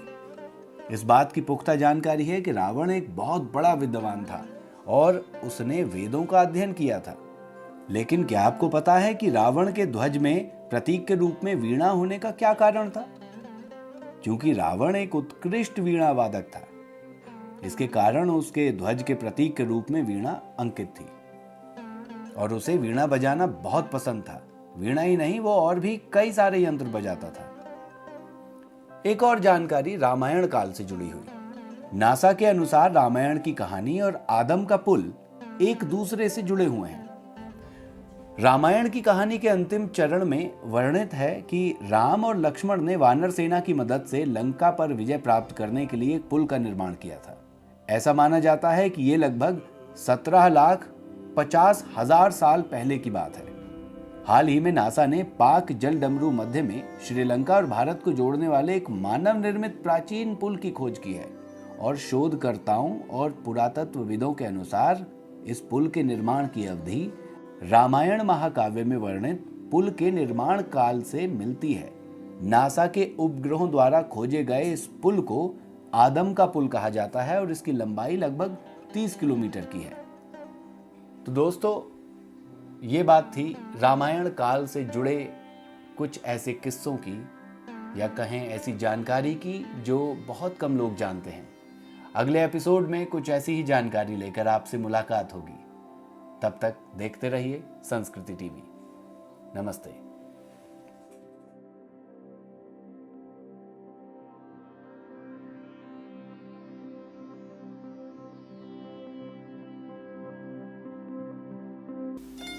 नमस्कार, आप देख रहे हैं संस्कृति टीवी पर किस्से कहानियां और मैं हूं आपके साथ नितिन शर्मा। आज के एपिसोड में मैं आपको सुनाने वाला हूं भगवान श्री राम की मृत्यु से जुड़ी कहानी। हुआ यूं कि भगवान राम मृत्यु लोक को छोड़ना चाहते थे और स्वर्ग जाना चाहते थे। हनुमान जी उनके साथ जाने के लिए तैयार नहीं थे, क्योंकि स्वर्ग लोक में श्री राम विष्णु का अवतार बनकर रहेंगे, विष्णु बनकर रहेंगे और हनुमान जी भगवान राम के साथ रहना चाहते थे। इसलिए जब भी यमराज यानी यम श्री राम को लेने आते तो हनुमान जी उनको मार के भगा देते। इस बात से श्री राम बड़े दुखी थे कि वो मृत्यु लोक को छोड़ना चाहते हैं और हनुमान जी उनके प्राण नहीं जाने दे रहे। इसीलिए उन्होंने एक युक्ति सुझाई और अपने नाम की अंगूठी को एक दरार में डाल दिया और हनुमान जी से कहा कि हनुमान जाओ मेरी अंगूठी लेकर आओ। हनुमान जी ने अपना जो आकार था उसे छोटा किया और उस दरार में घुस गए और अंगूठी को ढूंढते ढूंढते नागलोक पहुंच गए और वहां पर जाकर देखा तो नागों के राजा वासुकी उन्हें मिले। हनुमान जी ने कहा कि श्री राम की अंगूठी गिर गई है, उसे दे दो। वासुकी ने एक गुंबद उठाया जिसमें सारी अंगूठियां राम नाम की थी और कहा कि इसमें से ढूंढ लो। और हनुमान जी लगे उसमें से अंगूठी ढूंढने, जिसमें काफी वक्त चला गया और यमराज इतने वक्त में श्री राम को अपने साथ लेकर स्वर्गलोक चले गए और इस तरह से भगवान श्री राम ने मृत्यु लोक को त्याग दिया। तब वासुकी ने हनुमान जी को बताया कि ये अंगूठी गिरना भगवान श्री राम की ही लीला थी। आप उन्हें प्राण त्यागने नहीं दे रहे थे और भगवान श्री राम को स्वर्गलोक जाना था। अब आपके लिए एक संदेश है भगवान श्री राम का। धरती पर रहिए, उनके और अपने भक्तों की देखभाल कीजिए, आशीर्वाद दीजिए। और कहा यह भी जाता है कि हनुमान जी आज भी हमारे बीच उपस्थित हैं, अपने भक्तों की मदद के लिए हमेशा आगे आते हैं। तो भगवान श्री राम और हनुमान जी का नाम जपते रहिए और देखते रहिए संस्कृति टीवी। आज के एपिसोड में भगवान राम की मृत्यु की कहानी, उनके प्राण त्यागने की कहानी। अगले एपिसोड में एक कहानी और लेकर आऊंगा आपके साथ। अगर आप हमें YouTube पर देख रहे हैं तो सब्सक्राइब कीजिए हमारा ये चैनल और कमेंट बॉक्स में लिखकर आप हमें बता सकते हैं आपको ये एपिसोड कैसा लगा और किस्से कहानियों के एपिसोड आपको कैसे लगते हैं। साथ ही अगर आप हमें फेसबुक पर देख रहे हैं तो भी आप हमें कमेंट करके बता सकते हैं कि किस भगवान से जुड़ी कहानी आप सुनना चाहते हैं। नमस्कार।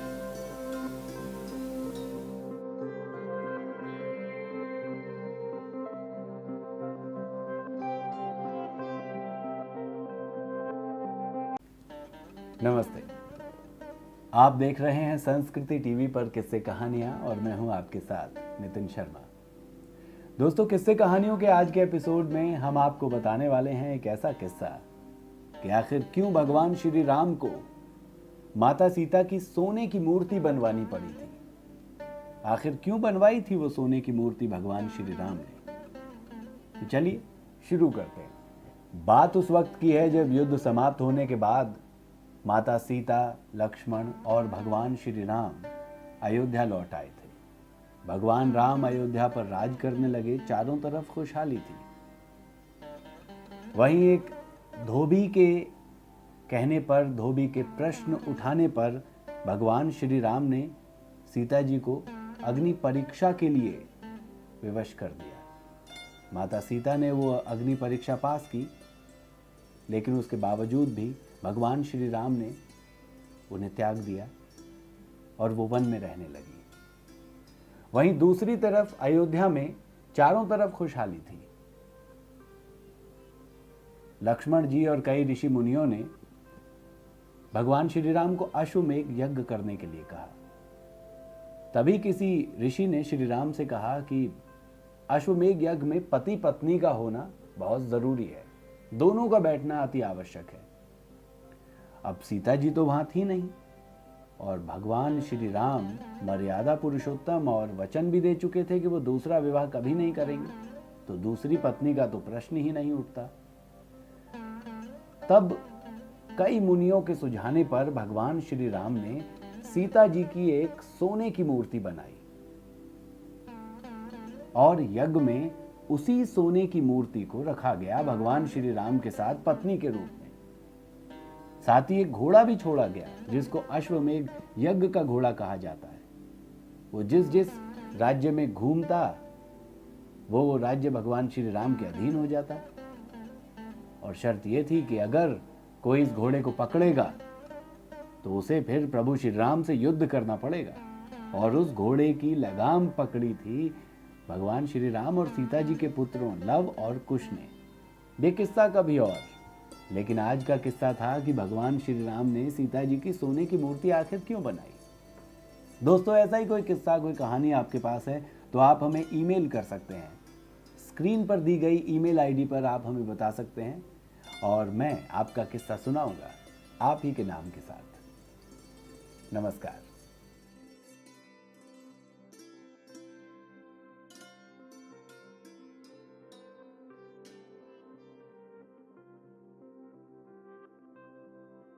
नमस्कार, आप देख रहे हैं संस्कृति टीवी पर किस्से कहानियां और मैं हूं आपके साथ नितिन शर्मा। दोस्तों, सनातन धर्म में ऋषियों का जिक्र आता है। ऋषियों ने ही सनातन धर्म को आगे बढ़ाने में अपनी अहम भूमिका निभाई है। और आपने सप्त ऋषियों के बारे में भी सुना होगा। महान सप्त ऋषि कौन थे? क्या आप जानते हैं महान सप्त ऋषि कौन थे? अगर नहीं जानते तो इस वीडियो में हम आपको बताने वाले हैं। आइए शुरू करते हैं। सनातन धर्म की नींव भारत के वेद पुराणों में इन सप्त ऋषियों का वर्णन आता है। वेदों का कुछ भाग तो इन्हीं ऋषियों के द्वारा बनाया गया है। वेदों के अनुसार सप्त ऋषि कौन कौन से हैं? वशिष्ठ, विश्वामित्र, कण्व, भारद्वाज, अत्रि, वामदेव और शौनक। वशिष्ठ ऋषि अयोध्या के राजगुरु और दशरथ नंदों के गुरु वशिष्ठ को कौन नहीं जानता। ये सौम्य स्वभाव के बड़े ज्ञानी संत थे। राजा विश्वामित्र और उनके बीच कामधेनु गाय को लेकर युद्ध हुआ था, जिसमें इन्होंने अपने तपोबल से युद्ध में विजय प्राप्त की थी। इन्होंने महामृत्युंजय मंत्र का निर्माण कर हमें दिया। इसके बाद आते हैं विश्वामित्र। विश्वामित्र एक क्षत्रिय राजा थे, पर वशिष्ठ से हार जाने के बाद ये घोर तपस्या करके महर्षि बन गए। एक बार मेनका ने इनकी तपस्या भंग करी थी, जो बहुत प्रसिद्ध हुई थी। इन्होंने ही महान और शक्तिशाली गायत्री मंत्र बनाया था। भारद्वाज ऋषि ये तपस्वी, निगृहीत चित्त, जितेंद्रिय, दया के निधान और परमार्थ के मार्ग में बड़े ही चतुर हैं। इनके पिता देवगुरु बृहस्पति और मां ममता थी। इन्होंने और इनके पुत्रों ने वेदों की कई रचनाओं को बनाया था। वे मंत्र दृष्टा थे। अब आते हैं अत्रि ऋषि। ऋषि अत्रि ब्रह्मा के पुत्र, सोम यानी चंद्रदेव के पिता और अनुसुईया के पिता थे। बताया गया है कि ब्रह्मा, विष्णु और महेश के अंश अवतार ने अत्रि और अनुसुईया के घर जन्म लिया था। ब्रह्मा के अंश से सोम, विष्णु के अंश से दत्तात्रेय और महादेव के अंश से दुर्वासा ऋषि जन्मे थे। इसके बाद आते हैं गौतम ऋषि। गौतम ऋषि को महान देवतुल्य नदी गोदावरी को लाने की ख्याति प्राप्त है। इन्होंने महान तपस्या से अपने ऊपर लगे हुए ब्रह्म हत्या के पाप से मुक्त हुए और नासिक के पास ब्रह्मागिरी नामक पहाड़ से गोदावरी को प्रकट किया। कहते हैं ये जन्म से अंधे थे और कामधेनु गाय ने इनका तम हर लिया था और ये फिर देखने लग गए थे। तभी इनका नाम गौतम पड़ा था। गौ प्लस तम। इनकी पत्नी का नाम अहिल्या था, जो अति सुंदर थी। इंद्र की गलती के कारण गौतम ऋषि ने अहिल्या को श्राप देकर पत्थर की बना दिया था। त्रेता युग में श्री राम ने अपने चरण कमलों से पत्थर बनी अहिल्या को श्राप से मुक्त करवाया था। जमदग्नि ये भगवान परशुराम जी के पिता थे और इनकी पत्नी का नाम रेणुका था। ये स्वयं ऋषिक के पुत्र थे। इनके आश्रम में कामधेनु गाय थी, जिसे छल से कार्तवीर्य अपनी राजधानी महिष्मति ले गया था। परशुराम जी ने तब कार्तवीर्य और उसके पुत्रों का संहार कर फिर से कामधेनु को आश्रम लाए। इसके बाद आते हैं कश्यप ऋषि। भगवान सूर्य के पिता कश्यप थे और कश्यप स्वयं ब्रह्मा के मानस पुत्र मरीचि के पुत्र थे। कश्यप ने दक्ष प्रजापति की 17 पुत्रियों से विवाह किया था। कश्यप को संतान के रूप में देव, दैत्य, दानव, नाग, सूर्य, राक्षस, वृक्ष आदि मिले। तो दोस्तों, आज जानकारी हमने दी सनातन धर्म में सप्त ऋषियों के योगदान के बारे में। अगले एपिसोड में एक और जानकारी लेकर या किस्सा कहानी लेकर हम फिर आएंगे। फेसबुक पर देख रहे हैं आप हमें तो लाइक कीजिए हमारा पेज, और अगर आप हमें यूट्यूब पर देख रहे हैं तो सब्सक्राइब कीजिए ये चैनल, बेल आइकन दबाना मत भूलिएगा। नमस्कार।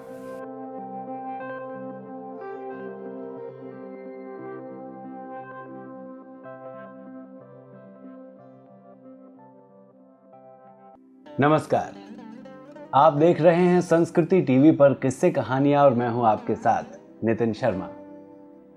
दोस्तों, आज के किस्से कहानियों के इस एपिसोड में बात शिव जन्म की।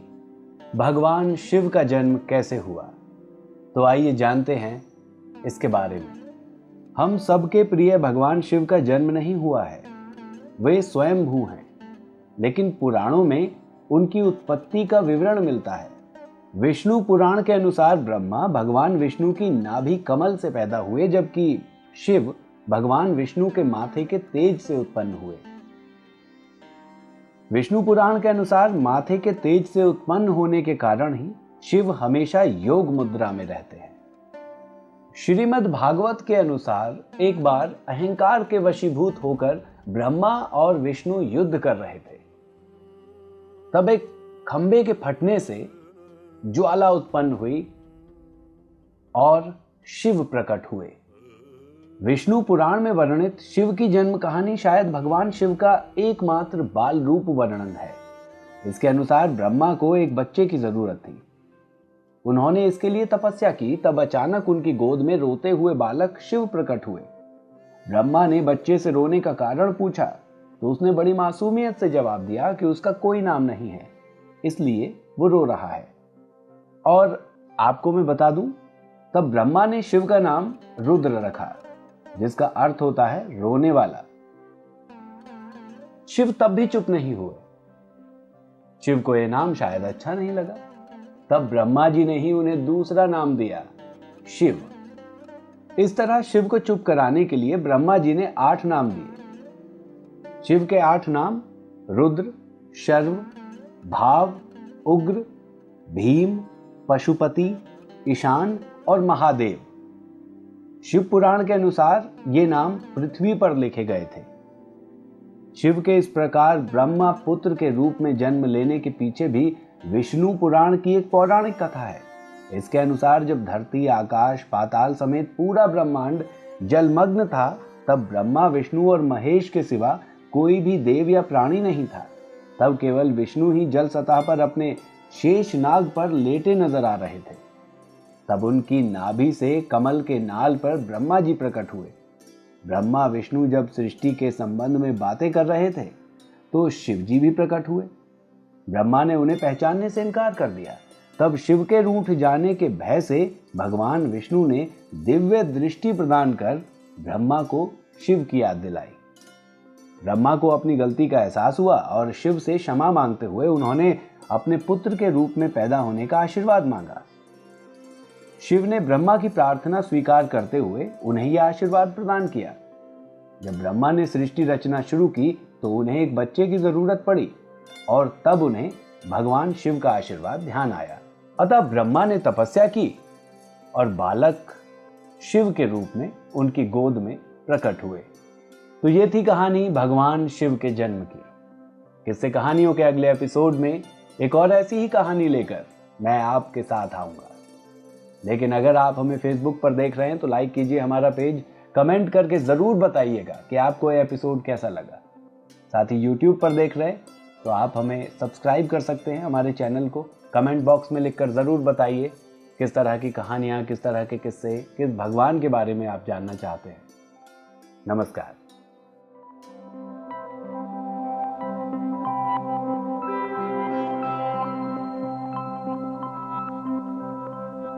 नमस्कार, आप देख रहे हैं संस्कृति टीवी पर किस्से कहानियां और मैं हूं आपके साथ नितिन शर्मा।